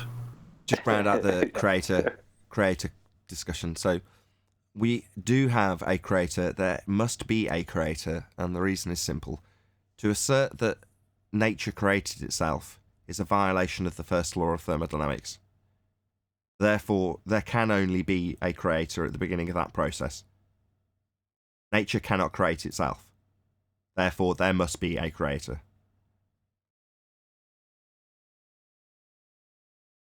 To expand on that slightly, as it's reached a dumb silence, there are two principles, the ontological primitives. Either nature created itself, or there was a creator. In order to answer, and there is only one or other of those answerable, you can't have both at the same time, they are mutually exclusive. Therefore, if you take into account that the one side of that would be the atheist's position of nature creating itself, violates a law of nature, you are only left with the other option. There was a creator. There is a creator. That is the only other option. Yeah, if there wasn't a creator, we wouldn't have the first law of thermodynamics. Yeah, there's no possible other logical alternative that can possibly be put forward. Not without violating natural law, no. Correct. Or employing an infinite regress fallacy, which we're not going to get into now. So you mean to tell me the rocks on the mountainside are not my cousins? Damn. That's heliocentric narrative also. So the claim that you have supernova, stars imploding, and then as they do so, they're getting ever more dense and creating the fundamental elements that exist in nature, and then exploding out into nature to then be reformed through gravitational accretion and distributed throughout the universe. That idea that rocks are our distant cousins is just part of a heliocentric story that's born out of the Big Bang in violation of the first law of thermodynamics.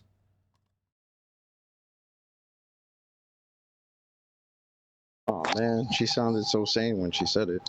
I was hoping it'd be true. And if she said it here, and we said to her, that's a violation of the first law of thermodynamics, what do you think she'd say? Blah blah blah blah blah. Of course, I got it's not. I got a cousin. I got a She cousin was- named Rocky. I'll tell you what she would do. She would go, click, and you would go, hello, hello. Are you there? Pretty much.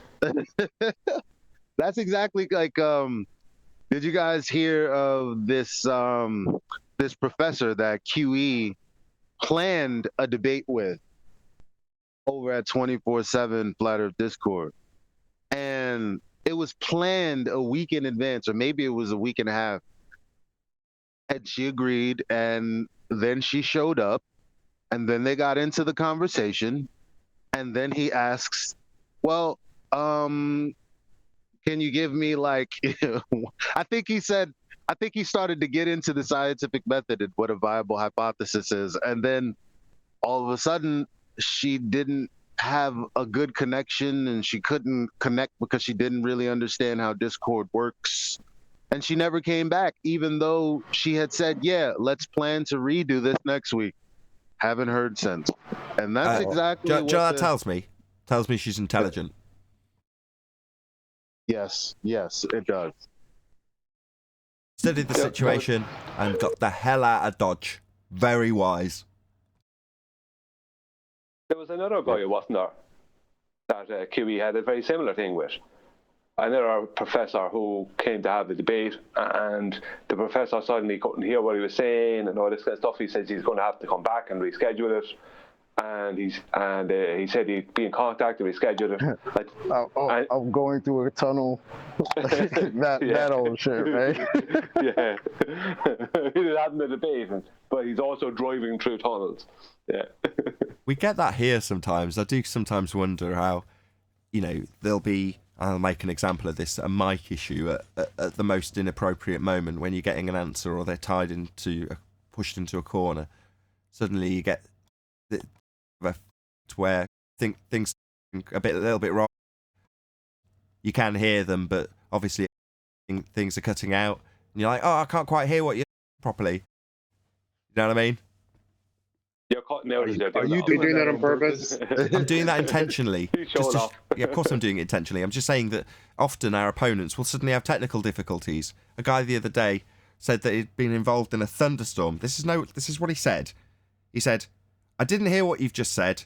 I had a thunderstorm and everything cut out. Now here, right, I don't know about thunderstorm, but I've certainly got a coffee machine that sprung a leak and it uses a huge amount of electricity. And when, obviously, the water comes in contact with that, everything shuts down. And in my case, if I was just on my iPad, in other words, I didn't have dozens of programs running and all sorts of hardware running, just my iPad connected to Discord, minimum, it would take me 10 minutes to get back online, get the Wi-Fi all back up and running, just to get back onto the server would minimum, I would say, 10 minutes. Yeah? Yet this guy, it was not even 5 seconds after the question was put to him. Apparently he'd had a full-on blackout and then reconnected with perfect clarity. That's the kind of crap we have to deal with. And he was on a phone or a tablet anyway, more than likely. So, I mean, he wouldn't have lost much Wi-Fi because he surely has Wi-Fi from his provider, his telephone provider. So if his home Wi-Fi went out. Yeah, sorry, go on. No, this isn't really sequitur, but like I'll never remember that this happened if I don't mention it now. Remember when Coach Show was on And he was like, yeah, I'm having a conversation with Blue Marble. Is it Blue Marble? Oh, his daddy. He's like a father to me. He's like, I'm on the phone with him right now. And then later on, push comes to shove, he's like, no, it was his voicemail. What? Come on, bro. Like, When he said the words, and I cut this out and put it in one of the videos, I'm speaking with him now. That's what he said. Quote. So he told us he was speaking to him. And then went away, like he was talking to him, and then came back. And then later on in the conversation, like much later on, I wasn't talking to him at all. Just went through to voicemail. Like, well, then you weren't talking to him. You're just a liar. Because they just make up any old crap to get away from whatever we're talking about. See it all the time when I watch other people's discussions on other platforms. There's just people talking through whatever the actual claim is, and then it'll kick off into who's interrupted who, and then the question will change from the flat earther asking a question that's difficult to why the flat earther hasn't answered a question that's obviously taking precedent at that point through the chaos. There's a Simpsons sketch I've seen several times, but they use the same one many times, but they might use a different subject to create it. But one I saw was there was this Homer was at this fair, and there's a guy with a desk in front of him, and he's saying, "Buy one of these magic lips, the candy of 1,000 uses." And Homer says, "Yeah, like what?" "Well, you can use them for your own lips." And he said, "Okay, what other one?" Right? The man goes, "Is that the time? I gotta go." And he starts pretending he's walking down the stairs that's behind the desk. He starts dropping in his height, bringing down his knees, pretending he's walking down the stairs a zigzag down behind the desk. That's what they're doing. Yeah, like the guy in the chat earlier that I pointed out. We have loads of things to contest your housekeeping questions. You just don't listen to them. Okay, give me one. Well, here's my magical stairs that I'm walking down.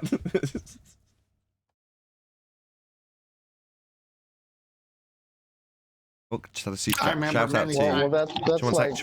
shout out to Jules Luds. He says the house of cards will fall and all will see the truth.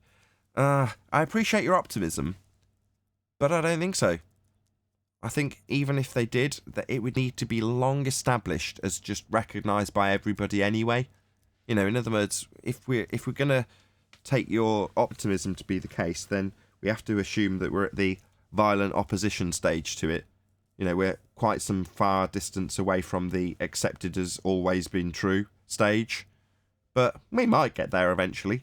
But by the time it does, it'll have filtered, it'll have diluted, dissipated, filtered to the point where, as I say, the general public will just kind of be going, if you ask the man on the street, is the earth flat? And they'll be like, well, everyone knows that anyway, obviously. You know, and I don't think that's going to come quickly. I doubt, it may come in our lifetime, I don't know. Anybody on the panel or Discord server got an opinion on this? No, I think you're right. I don't think it'll ever happen. I don't think it'll ever happen. Because give me an example of when it did.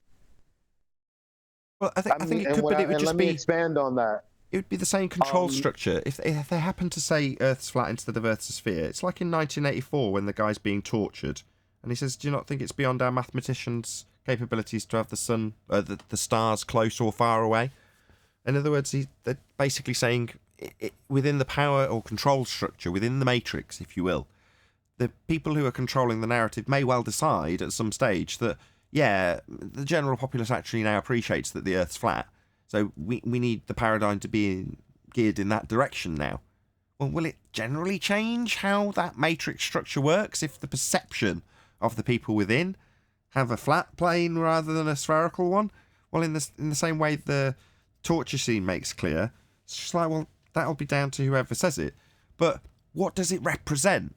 Well, for me, what it represents is an opening of my landscape. And I don't mean in literal terms, in terms of what I look at. I just mean in terms of the things that are possible to look into and discover, find things out about. Well, that opening of my surroundings is a joyous thing to me.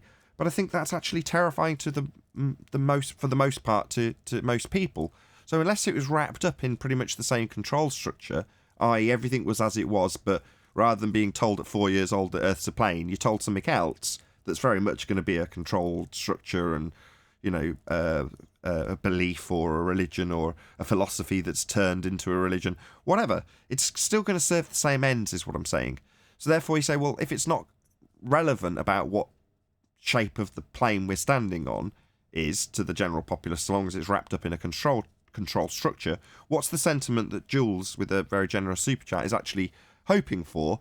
And from my perception, I'd hope for the world to be more open-minded, more expansive, a bit more critical sometimes of other people who lie. And I just don't think that that's ever feasible. I just think that for the most part, most people are dumb. You know, the general populace, they don't want that. They want to be in a controlled structure. They want discipline and order that's foisted upon them without them having to give it much concern. They want the decision to be made for them. That's why we've got government and control structures in the first place. Or we assume, because that's how our history's told us they've come to pass. Probably not the case. But what I'm saying is, most people are happy with that. You know, even with the sphere paradigm, most people are happy with that. So unless it changed for the reasons that the flat earthers actually succeeded in pushing this information out into the populace, so it was just generally accepted anyway, then it would change in the narrative of the philosophers that we call scientists currently. But that wouldn't necessarily change how we're being controlled, how the taxes work, how the roads are maintained. It probably wouldn't change any of that. It just mean that people appreciate that they're on a flat plane rather than being told they're on a spherical one. But they wouldn't get any of the benefits that I see for being in a minority where I'm fighting against people who are told things and don't realise it, versus me saying, well, I don't actually know the answer to that. Isn't that wonderful? And like I say, I don't think you can pass that on to anybody. Yeah, I agree with that. I was struggling to get your point until about 30 seconds when you tied it back in to your initial to the main point that you were trying to make. That the House of Cards did come down. People are saying, no, it didn't. That's what happened. So people aren't going to critically think for themselves. That's how it's probably always going to be. Now, I think that we have a responsibility because sometimes. Okay, so I was put in a position, right? Stop selling your humanity short, guys. No, I didn't sell it short. Read the book, the good book. Anyway, so I was talking to my stepson, and I brought him out to see the red moon. And he goes, wow. And he knows what I talk about. So he said, you know what? If the sky is not what they say it is, then what is it? Because, it's amazing what it is. But if it's not that, then what is it? And at this point, I knew that I was at a very sensitive moment where I couldn't just give him any old answer. I had to be very careful. And I said, well, you know what? I'm not the arbiter of what that is. It could be anything for all we know. You can think what you like. That's fine. But what I want to tell you is that you can literally think what you want and no one can take that away from you. That's the only answer I could give him that I thought, was merciful. Yeah, akin to saying I don't know, but not knowing doesn't mean that you're not going to be the one to find out. Now, when I do the same with my kids, I tell them, there's all sorts of different versions of what the sky is, and then I rattle off a few examples. And that's as good as I can do, and say, well, you don't have to pick one. It doesn't mean that's what it is. You might be the one to find out what it is for all you know. Isn't that wonderful? We don't really know. I don't know. I'm sorry, I can't give you a better answer, especially when it comes to the moon. My eldest asks me every time she sees it, well, what is it? And I'm like, I don't know. Isn't that wonderful? Maybe you could find out one day. But that joy I can give to my kids really easily, right? But when we talk about pushing people off that hill, right, they get to the bottom and suddenly their only option is to be an anti-flat earther in the vain hope that they're going to become a globe believer. Well, for some people, you have a responsibility to assess whether or not that's going to be beneficial to them. You know, why fight to get someone out of the Matrix if all they're going to find when they get out is misery and they were quite happy in there? Just leave them to it. Why push them down the hill? Now, if on the other hand you recognise a twinkle in their eye that tells you this person's got a little bit of critical thinking about them, then they might actually see some benefit to it. Because the benefit of just knowing something that was secret until you told them the Earth's actually flat, well, that's pretty short-lived. The dopamine rush doesn't last that long. So what else are you giving them? Well, if most of what you're giving them is actually downside and it's going to negatively affect how they interact with society, when they were quite happily interacting, you know, that you're just going to inflict the pain that we see from our anti-flat Earth counterparts. You know, they want to be back up where that guy was before you pushed him down the hill or her down the hill in regards to their understanding of the nature of their reality. They just got on with life and didn't think about it, and you decided to come along and say, you do realise that you're now going to have to contemplate how everything around you is potentially a lie, and that you need to exercise critical thought that you didn't need to up until this point exercise, and you had no desire to either. You were quite happy being told what's what. Yeah, I'm going to come along and say, from now on, you really should be exercising really strenuous critical thought about all these things that you took to be true, because they're probably not. And you go, why have you done this to me? What benefit? I didn't want to be spending my day exercising critical thought. I was happy in the sheep pen. Why did you kick me out?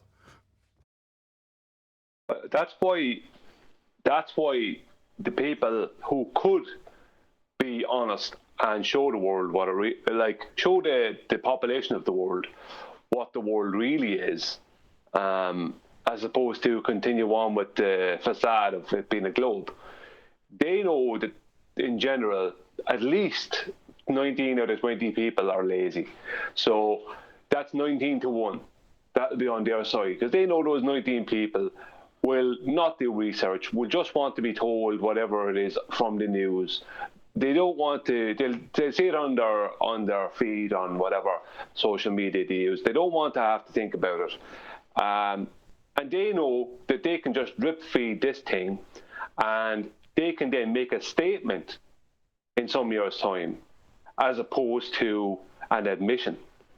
And then they don't lose any ground, because the very people who were laughing at us for years, like their kids end up kind of just accepting that it is what it is, and they just carry on then with their paradigm.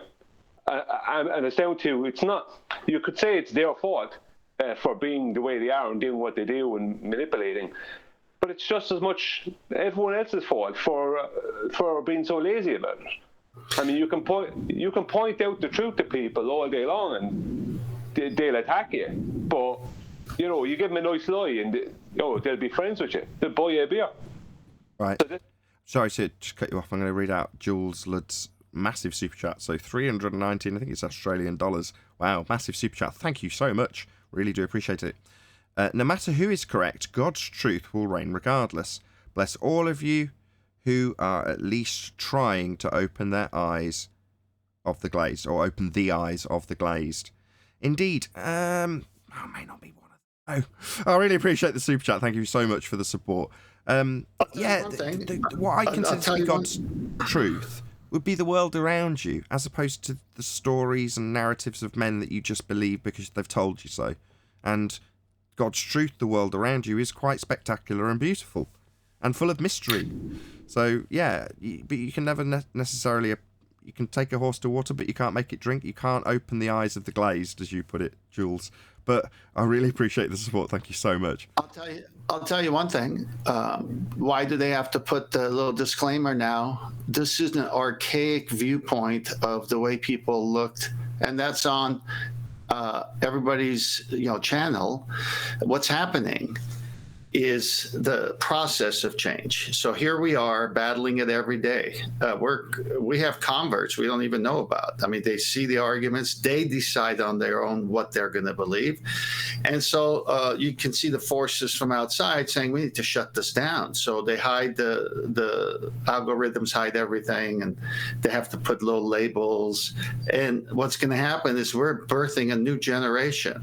And so everyone I've talked to, they've shared it with their kids. Those kids are young now, those kids are going to grow up being future Nathan Oakleys and, Brian's Logic and 10th Man's and Chocolate and Eli and Adam and Neil, everybody, Arwen, I can't mention everybody, but we might be a small tag team now, but that next generation is thousands of people like this that do this, what we do every day. And then they're going to affect.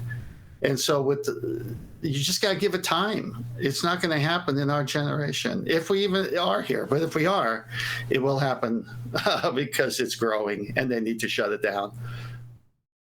With that, I'll say if you are watching this on either Nathan Oakley 1980 or Nathan Oakley Premiering streams, then stay tuned, as there will be an after show to follow.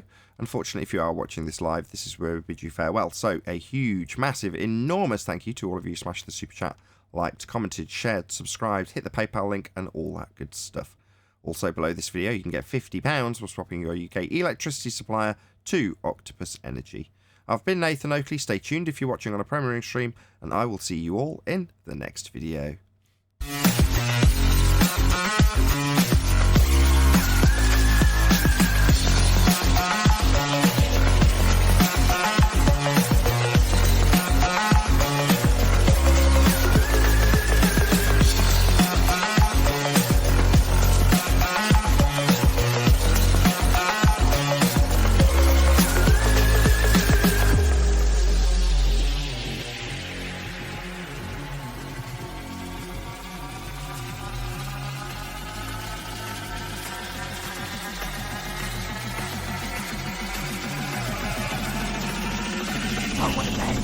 What a lovely day! Oh, we're gonna throw him in jail. I see it as the same thing. Yeah, you got a point. Uh-oh, somebody's changing the narrative. We gotta talk about it. We gotta put it out there. Right? That's what I see this as, or that as. Well, the beautiful thing is that when the proponents of that side come to debate, they fall flat, pun intended, on their face because they got nothing. I mean, it's all based in pseudoscience rather than real science. They hijack the term science. We're going to science the blank out of that. It's don't challenge the science. We believe in the science. Okay, let me see the science. Can I just see the science? Can I see how you got to your conclusion? Well, if we let you see it, then you won't come to this conclusion. But we just want you to get there without seeing it. And I said, no, I'm a critical thinker. I'm going to challenge everything you're trying to tell me to believe. I'm going to ask tough questions. Are you ready for that? I'm going through a tunnel. My computer's glitching. When I came in earlier and I heard Nathan talk about the guy that ran the numbers, I was just like, ran the numbers? What numbers did he run? Did he run his numbers? The globe numbers that debunk his own globe model? Did he run those numbers or not?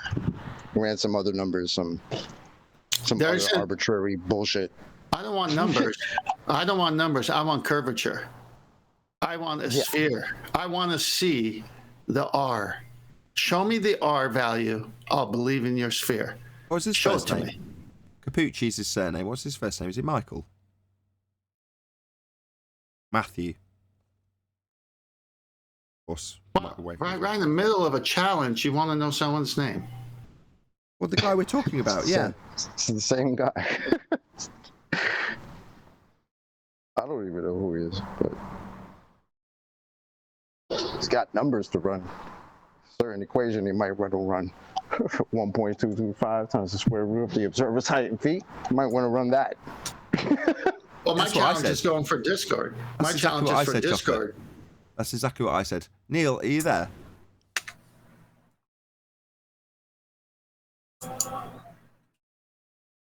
Yes, I'm here. Was it Matthew Cappucci? Yeah, Matthew Cappucci. Okay, there's several. One of them's a meteorologist, given that he's claiming the weather proves the sphere. That could be him. Yeah, Washington Post. Any evidence of an atmosphere without a spherical shaped container? Yeah, just he beg the said question. Gravity right from the beginning. If you read the article right away, he starts with Earth is round, and gravity, which we encounter every day. It's a joke, that article. You know.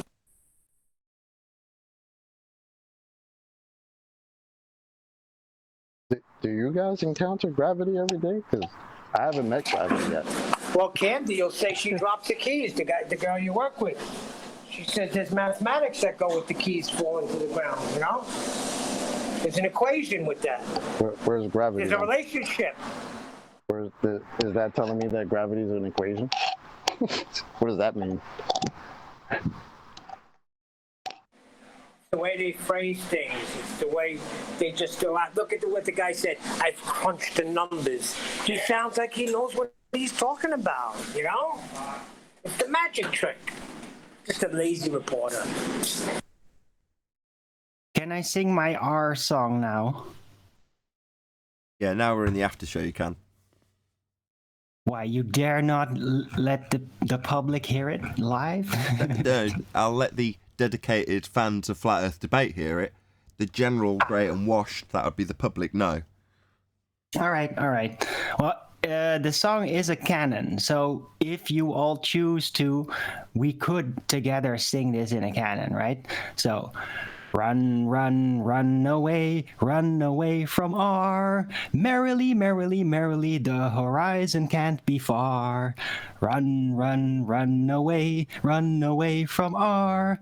Merrily, merrily, merrily, the horizon can't be far. Very good. Love it. Yeah, I like Really? it. You almost made me skip down the warehouse over here. Is that why I had a hot Hey, mic feel check? free to clip it and loop it or something, you know, or even make a canon just out of the voice clip. Nah, What was, I'm good, thanks. what was that show number we just did? Was that 1482? I believe so. That's the current show number, yes. That's what we're doing now. I've just gone to Matthew Cappucci's Facebook page, and he's got a really good picture with a couple of female news anchors sat in front of a Fox 5 morning desk, obviously a nicely lit studio with a nice circle of him that I can just steal as a thumbnail. Absolutely brilliant, Matthew. Thank you so much. See how you just didn't comment on your song after that?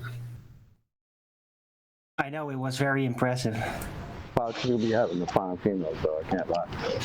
I could see you putting that jingle on your show, Arvin. Nah. Maybe for the fun of it, I'd sing it at some point or whatever, but I like my intro. I like the classic guitar. That's like a little children's rhyme. Nursery rhyme. From Flat Yeah, row your boat. Bloody hell. Exactly. Yeah, I know. Will you leave me finish? Yeah. From Flat Earth, the horror movie, when the borders make the movie. Yeah, it's like I know it that's from Star Trek through a house or 6. something. Yeah, it'll be coming out of a child's toy. I know the song Don't from they Star think Trek 6. don't they think nursery You mean rhymes are like, creepy? Like You mean there's like some the Indian Chicago nursery mayor rhymes? woke up from a dream and he was like, oh my God, thank God. Science is back, baby. And the earth isn't flat. Yeah. So Brian, you should make a globe with a string, and when you pull the string on the globe, Arvin's voice comes out. Yeah, that could be in the movie. Like a little Hair on the Chucky head of doll. people. Okido. I just thought it was great Story because with London bridges. row your boat. It's so funny because remember where the original geometric horizon claim came from, right? From a boat going over the horizon. So I thought it was terribly ironic. Very good. That's a hell of a coincidence. Owen, you are the man. I got it. All of a coincidence. Kent, man, you have the pun. I'd rather not. Oh my. I don't think rowboats have a rudder. Just to check, Listen, when you're doing a pun, they have everything. Neil, it's MATTHEWCAPPUCCI, correct? That's correct, Nathan. Thank you very much. So do we have anybody in Discord on this beautiful Monday? Oh, right. By the way, another side note, the song was inspired by Nathan constantly saying in my chat, run, Fundy, run away from R. And I thought like, So I just came up with it yesterday. That reminds me, over the weekend. So I happened to just, as I do, go into Arwin's chat, say hi. And the next thing I know, there's about 25 messages all in a row. And I'm like, what the hell's going on here? And then after a few minutes, I figure out that Conspiracy Cats is in there and demanding a debate with me. So I'm like, all right, fair enough. I'll have a debate with you now. Where'd you get R? He's like, why won't you debate me on a neutral platform? I'm like, I am debating you right now. Where'd you get R? I asked him 10 times the exact same debating question. And all he did at the end was spam the crap out of Arwin's chat going, why won't you meet me on a neutral platform? Why won't you meet me on a neutral platform? Number one, Pat Brittenden's not neutral, he's a globe believer, that told me quite specifically that should I ask for a concession on R, that would be unrealistic. Yeah? So he's definitely on Katz's side.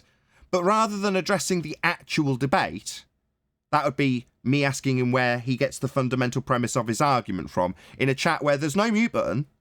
There's just him and I debating. But it wasn't good enough, wasn't neutral enough, and therefore he spammed the crap out of Arwin's chat to the point where Arwin had no choice but to ban him because of spam. So he ran away, caused so much spam that he got banned, rather than addressing the 10 renditions of the actual debating point that I raised with Pat in terms of my conditional acceptance to debate cats. That would be, I need to know where he's getting R, it's been debunked. I'm not going to sit there for an hour and listen to cats ramble on about drop values when he needs R for all of it. So when he's there in person with me in a chat, back to the same thing with gas pressure air in a container, 80 renditions that got up to. Well, so far me asking him for R, him personally, where'd you get R? It's part of your every argument. Where'd you get it? So far, 10 renditions. Just for the audience's benefit, Cats then had to spam Arwin's chat to run from that question. Same question I put to Pat when I said I would debate him. Well, that's their tactic. They need, listen, even though they're in the majority, Nathan, they're the underdog in this battle because they have nothing. That's why they're running. You mean to tell me he didn't even attempt an answer? He just red herringed away, and then eventually he didn't even creatively ask, why don't we meet on a neutral platform? No, he just literally copy-pasted the same message over and over again. What a coward. What a coward. I thought the purpose of a debate was to hear two sides of an argument, and so there would be a clear winner as to which one has the facts and which one lacks the facts. And if a moderator of a debate recognizes a fallacy or a question that is not being answered directly, and then when the opposition has the opponent over a barrel and the moderator asks for a concession before moving on, but the concession is never going to be asked, what's the point of the debate? Exactly. What's the point of debating somebody who you literally asked, well, how can you have gas pressure without a container? And he literally changes the question on you and tells you, no, the correct question is, how can you have pressurized gas without a container? Meanwhile, this is the same clown who has said himself, without the balloon, there could be no pressure. If he's still continuing in this debate after all of that nonsense, why would you talk to him at all? Like talking to a wall, or go outside, talk to my car. I'd probably have a better conversation. You really don't want to debate, though. That's a tactic. Challenge. It's like no shit. That's all they got left. It's like Tyson was on top. Everybody used to scream, "Yeah, I want Tyson! I want Tyson!" And they all had a game plan. And you know what Mike Tyson said? Everybody has a plan until they get punched in the mouth. Then it all goes out the window. The police is coming for you, Neil. Yeah, New York City, right? It's just very fitting. So what did he say about the pressurized gas? Can he at least answer that one? No, just assumed atmosphere, No. sphere-shaped air. No, assume gravity is a force. He corrected Tommy and told him that's the correct question, but never answered the question. That supposedly is the correct question. Oh, sorry. Oh, the question's not correct. I'm sorry. Sorry, I thought we were Excuse talking me? about that Matthew Cappucci guy, and then we're not. We're segued away to conspiracy cats. Sorry, distracted making a thumbnail. My bad. I'll put out. No, it's all good. We'll talk about cats. Now we claim that the correct question is not how can you have gas pressure without containers? How can you have pressurized gas without a container? And then never proceeded to answer that. Yeah, So I want to I don't hear know the what the point answer of to that that. was. I want to hear the answer to that from the ballers. But you never did. Well, didn't he do it with the balloon? Oh, that was way before. That was when he first got here. He apparently, I don't remember where he said that or to who. That citation was so long ago. Yeah. It's a Kosho move. It was kind of like one of those, like Mr. What's his name? Mr. Nonsense? Yeah. Sensible? Yeah, Nonsense. Sensible, right? When Mr. Nonsense came out and said, the first thing he said was, at best, what you've done here is debunk the radius. Well, it's kind of like one of those things. Like one of the first things I heard from this guy is that's what he said. Was, without the balloon, there could be no pressure. I'm not sure if he said that here or somewhere else, but how do you say that and then continue to fight against the second law of thermodynamics? I don't understand. Okay. At best, all you've done is debunk the radius. We haven't even seen the radius. Well, what radius? The one that he's supposed to be proving. He says, at best, we've debunked it. Oh, okay. So when we say chocolate, so when we say you got to have R for that, their little brain that's locked up in heliocentrism is full of R's. Every planet has an R. The whole universe is spaced with stars that have R's, but they can't find the one for the one we're on. Aren't they all derived from that in the first place?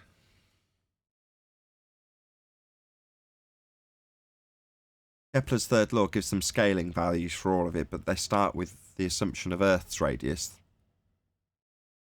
Yeah, that's why we demand evidence for it rather than assumption. Everything you read about how they came up with R says they assumed the Earth was a sphere and they assumed sunlight came in parallel. So they even admit it's an assumption.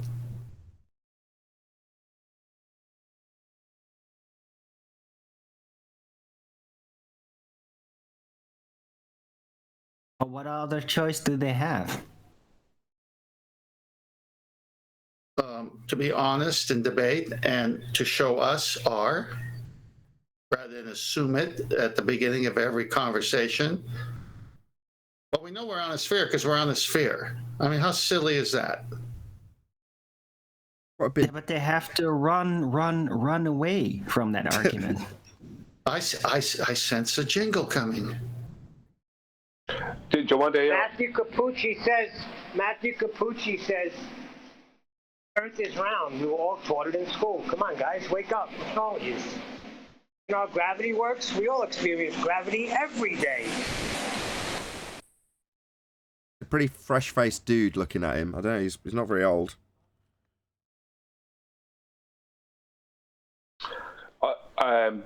One of the ballers who were commenting on my last video to do with the airplanes and 0 degrees horizontal. This is actually his claim, because this is where he's at. Just to give some examples of the level of craziness we deal with. That a plane that will fly at 3 degrees nose up for the whole flight only has to actually fly at plus 2.99 degrees nose up to be at the right angle to fly around a globe Earth, because he has it in his head that it only takes, I think, 1 degree or part of a degree per second. Yeah, it's 0.002 degrees or 0.0002 degrees per second is the only correction that needs to be made to fly around the globe. This is what he's coming up with. And this is all based on the first few miles. It's not a squared function, if you know what I mean. He ain't go near a squared function with this. So he has it in his head that the plane, like the whole point is that the plane has to dip below zero.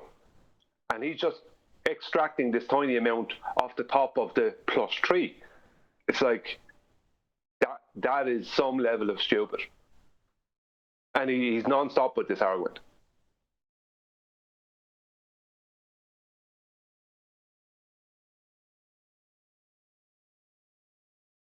Interesting, Brian, that they have their local horizon, it's all flat, and then the comment that you said, in a small area, it's all flat, if I'm hearing you right, but when they take it out to their model, they have problems. Well, the guy is saying that mathematically, now he's completely wrong, right? But he's saying a plane that's flying with its nose 3 degrees above 0 degrees horizontal when it's flying at cruising altitude, a commercial flight or whatever. The pilot or the airplane only has to account for 0.0002 degrees or 0.002 degrees or something like that of a degree, 0.002 of a degree per second to fly around the globe. Like, he's trying to get away from the plane's nose having to go below 0 degrees.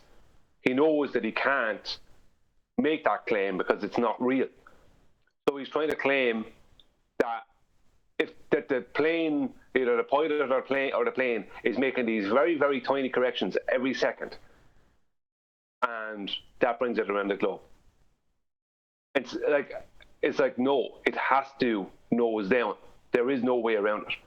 And the curve and the drop is a squared function, so the curve, and that's based on the curve. So you're going to have to nose down more and more, from your original starting position. You're going to end up with the nose vertical. Your nose will be vertical eventually. If you start in the north and you're heading for the equator, you know what I mean? It's going to be vertical, isn't it? The nose will down, and then it'll start with the nose, with the tail and the nose inverting. You know what I mean? It's complete craziness. But they're trying to make it okay for a plane to fly 3 to 4 degrees nose up all the time, and yet fly. Yet be flying nose down time. Like literally, there's a couple of them are the same, basically the same type of comment. Not from the same person, but the same thing. They're trying to claim nose up and nose down. Pitch up and pitch down simultaneously. That's what they're trying to claim. It's quite an interesting argument.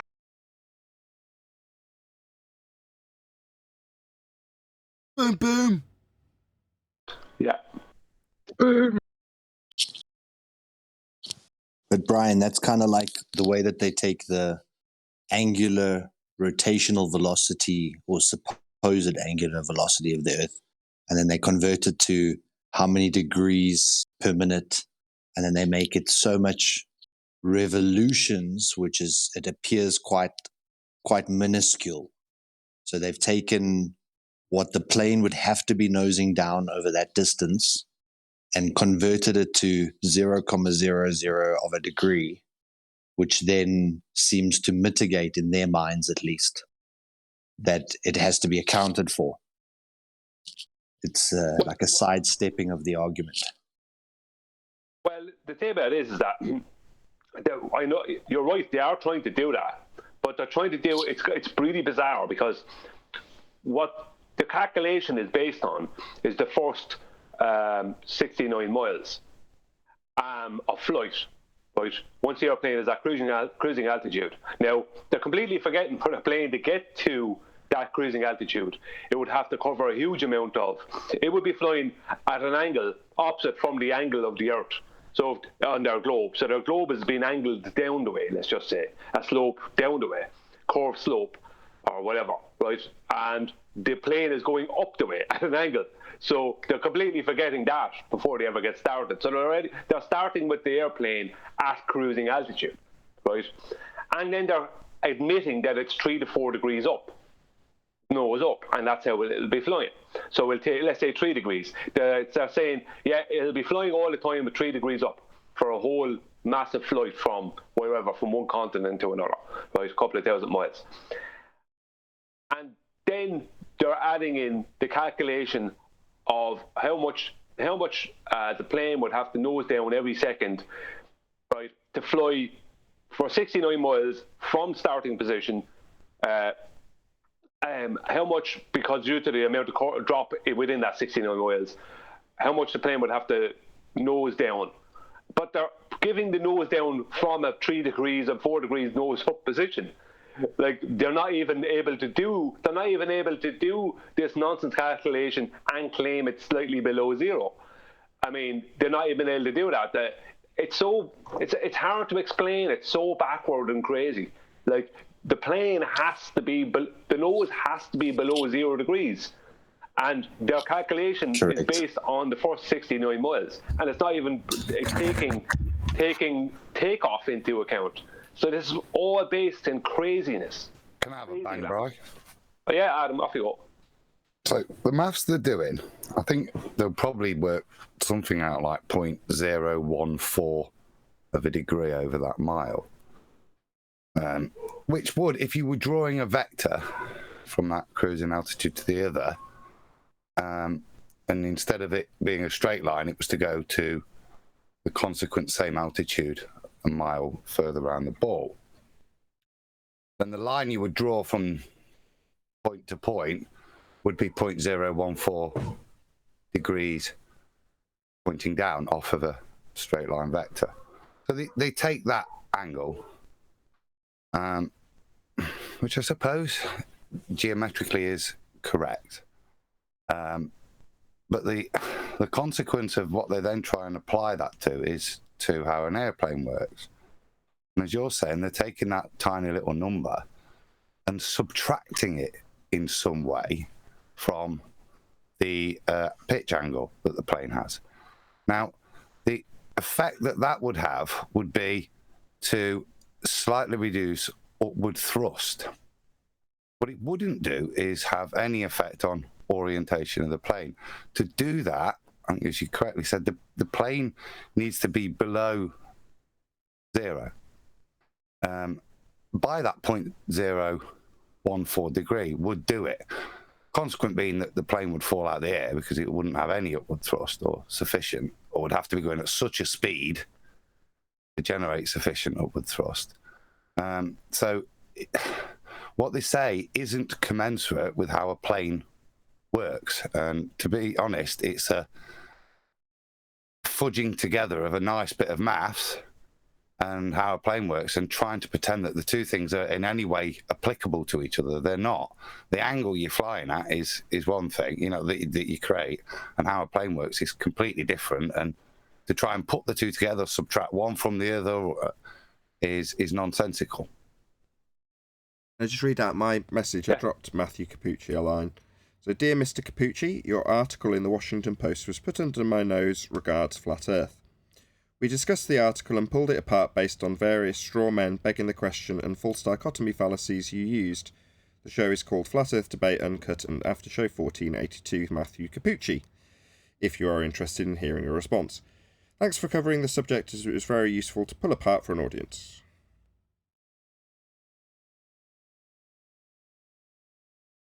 Just thought you'd like to know.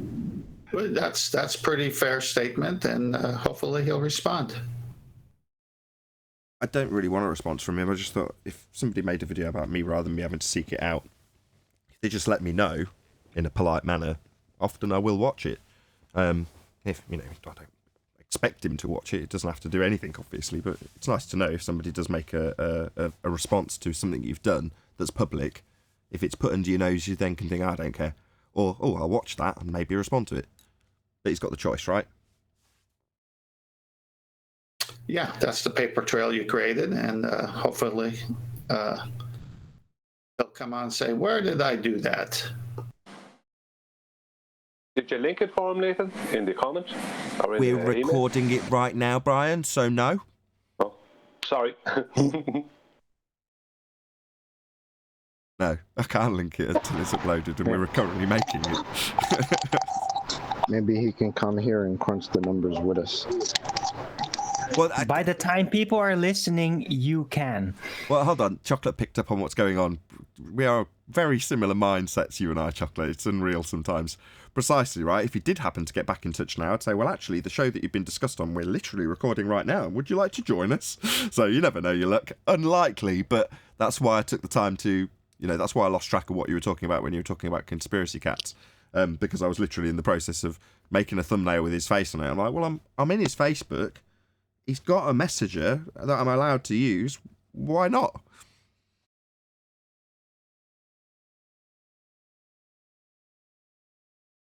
His curiosity is going to get the best of him. I doubt it. He's a meteorologist who just found the subject interesting and thought that what he is directly connected with and has an expertise in, which is weather, is useful for proving that we have a sky vacuum? I don't really think so. Well, obviously, if you're deluded in the idea that you've got a sphere beneath your feet, regardless of what anyone thought, because you were told at 4, then ultimately speaking, you can then correlate anything to do with anything with that belief. And that's precisely what he's done with his expert field. I do weather. Well, weather proves you're on a sphere, right? Well, because I was told at 4, therefore weather is on a sphere. Obviously.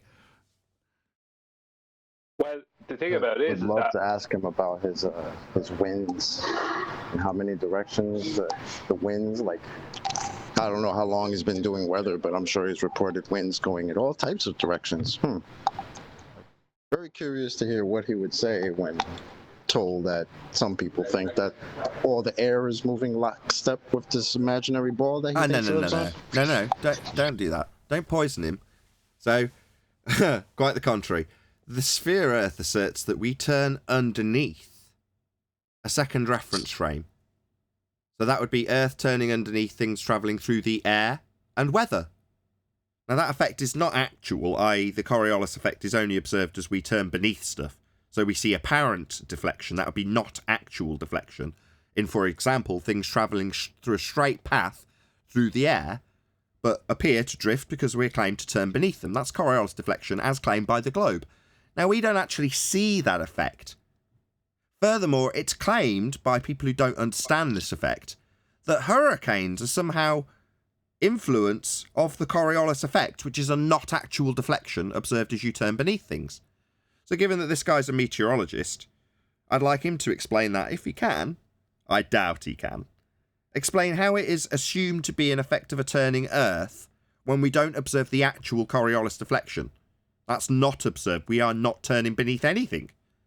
However, you might be able to shed some light on why people think a not actual force, that's Coriolis effect, has anything to do with the spin direction of hurricanes, given that it's only a not actual deflection observed as you turn beneath things. For example, if you throw a ball over a roundabout, as you turn beneath the ball, it looks like it takes a curved path when it actually travels straight. That's Coriolis effect. Nothing to do with winds and hurricanes. But yet it's asserted literally in the BBC, admittedly British Weather Service. They assert exactly that, to do with Coriolis force. And it's not a force. But maybe you can explain that to us as a meteorologist. How somehow an assumption of a turning Earth that gives us no Coriolis effect to observe would have any influence whatsoever on the rotation direction of wind. Feel free to explain that to us, Mr. Meteorologist. I mean, I get all that. I understand that that's actually the globe claim. But what I want to hear is, I want to hear how, obviously he's a weatherman, right? So he's going to go with the globe claim, right? The normal globe claim, not the anti-flat Earth one. What I would like to hear is that transition. Like, how long does somebody debate that point until somebody who did say before, oh, of course it's, the air isn't moving lockstep with the Earth. How long does that transition into, oh, well, of course the air is moving lockstep with the Earth because we don't see the Coriolis. That's why you can't see it. That's why. Okay. Why do you expect to see it? Okay, now because we don't experience weather. No. I'll take what Chocolate said and turn it into a question, as this specifically is about that dude and his Washington Post article, and he's a meteorologist. So, Bearing in mind that it is claimed Earth turns beneath things to cause not actual deflection, which has somehow been associated with the actual spin directions of winds, why is it that we are told by what we call anti-flat earthers, deluded people who still think they're on a sphere even though they've had all the information we provide, they still want to believe that they're on a sphere, they tell us when we point out that we're not turning underneath anything and we're not exhibiting drift at 15 degrees an hour, they tell us that that's because Earth and atmosphere move as one. So somehow unbonded gases are now velcroed to a moving Earth to give us no effect to observe. So, Mr. Cappucci, maybe you could explain that to us, because our opponents, that would be anti-flat earthers, tell us there's no effect of Coriolis to observe because Earth and atmosphere travel as one in violation of the first law of thermodynamics. Amazing that, isn't it? How they would assert that a turning Earth with an increased radius and circumference value for the air to be in lockstep with would mean it'd increase its actual value of energy as it increases in altitude, violating the first law. Well, that's what we're told by our opponents, who we point out we don't have drift to. They tell us it all moves together. Crazy nonsense, hey, Mr. Cappucci. But I'm sure you'll have answers for all of these weather-related issues we face here on the flat plane we dwell atop.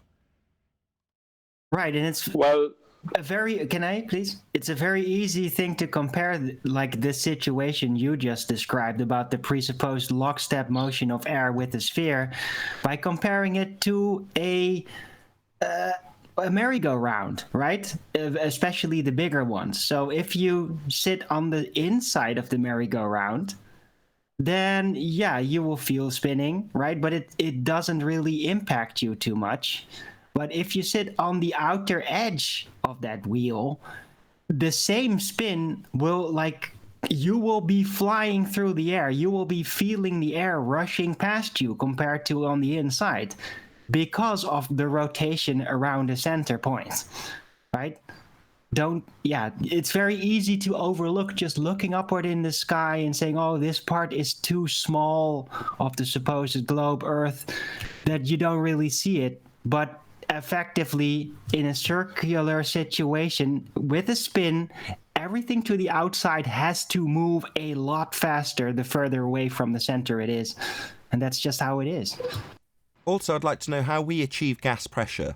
Again, something that your specific field is very much interested in. You even detail pressure in the article. How can we achieve gas pressure in the first instance without containment? So imagine your belief, Matthew Cappucci, of the birth of Earth with no gas whatsoever. How did it develop gas pressure in a sky vacuum, an ever-expanding, infinite vacuum? How would Earth develop gas pressure in the first place to then go on to develop complex dynamic systems such as weather? Where did we get the gas pressure from in the first place if the sky is a vacuum? Or, to put it in the form that we ask daily, how can we have gas pressure without a container, Mr. Cappucci, meteorologist?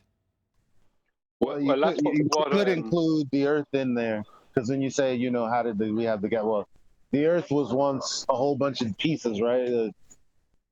But let's include that too. How did it all come together? I know he already gave a presuppositional answer in his article when he begged the question of an atmosphere, a sphere-shaped air. Just so he knows before he potentially begs the question of atmosphere again and starts describing how atmosphere works. Sphere. So you're assuming air takes the shape of a sphere then without containment? Oh, definitely not. I'll just correct that part of Mr. Cappucci's crap in his article now. So, Mr. Cappucci, you assume an oxymoron, do you? Sphere-shaped air? No, air definitely doesn't take shapes. It takes the shape of its containment. It's definitely not in a sphere shape by way of an atmospheric assumption you use in your article. Air is not sphere-shaped. So describing air as being sphere-shaped is complete nonsense when gas takes the shape of its container. So back to the original question. Given that Earth, in your heliocentric delusion, has no containment, and gravity would be the bending of a conceptual medium known as space-time, how the hell have we got gas pressure here if you believe the sky is a vacuum? That would be an area of volume that the gas could fill, and gas expands in all directions. It does not go down 9.8 meters per second, in line with the 106-year out-of-date idea of gravity, pulling gas, which in fact expands in all directions. Can I put a scoop? I have to say something now. Okay, you go first. I'm after holding back about 5 or 6 times. Yeah. Remember I made a presentation on what causes or what creates our gas pressure gradient.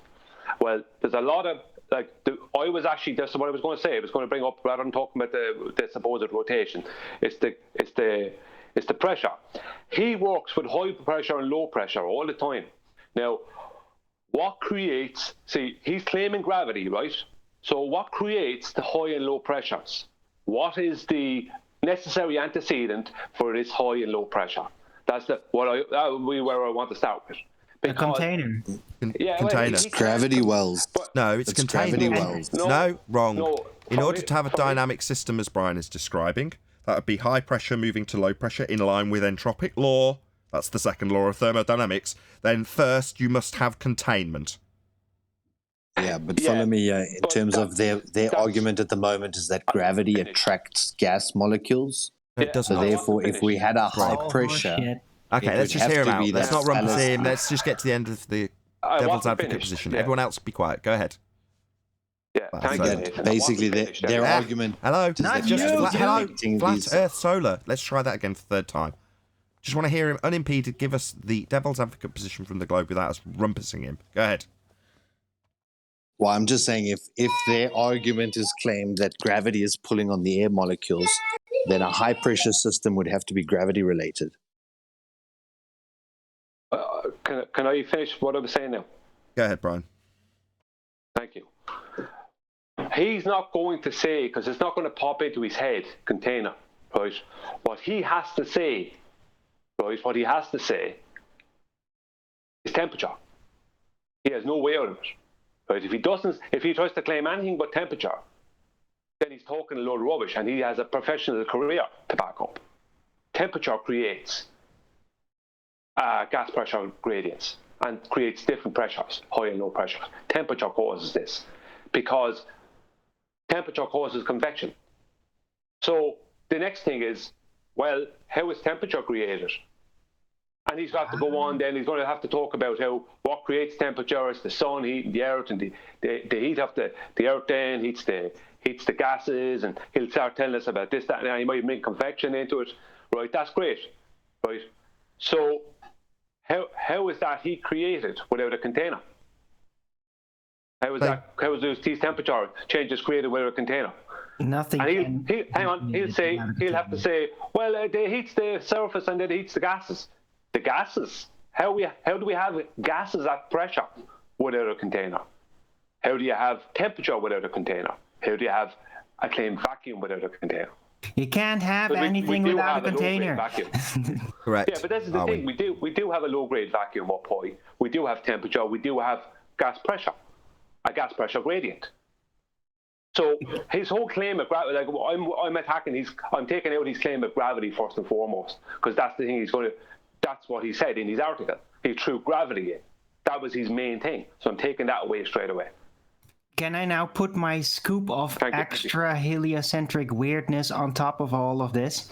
Go ahead. I'll try to keep it short, right? But there's another dilemma, like even within the heliocentric conception of how the Earth was formed. Basically, the Big Bang, boom, plasma energy everywhere. It cools off. Then dust forms. It kind of gathers, supposedly. And this is even before the Theia situation. Right, so if gas pressure is created on the surface of Earth, right, through materials that are basically releasing the gas, that are chemically releasing the gas, how could they have ever formed, gathered within material, bound to the material in dust, within the middle of a vacuum, gathered together in order to start producing the gas there? All of these principles, Arwin and Brian's, work off the same exact thing, which is to say that our opponents will ultimately always appeal to delta X. That would be the gas pressure gradient and say, well, we've got a dynamic system here. And as Brian's detailed, go through all of the convection currents or the water cycle and describe how that process is a dynamic process.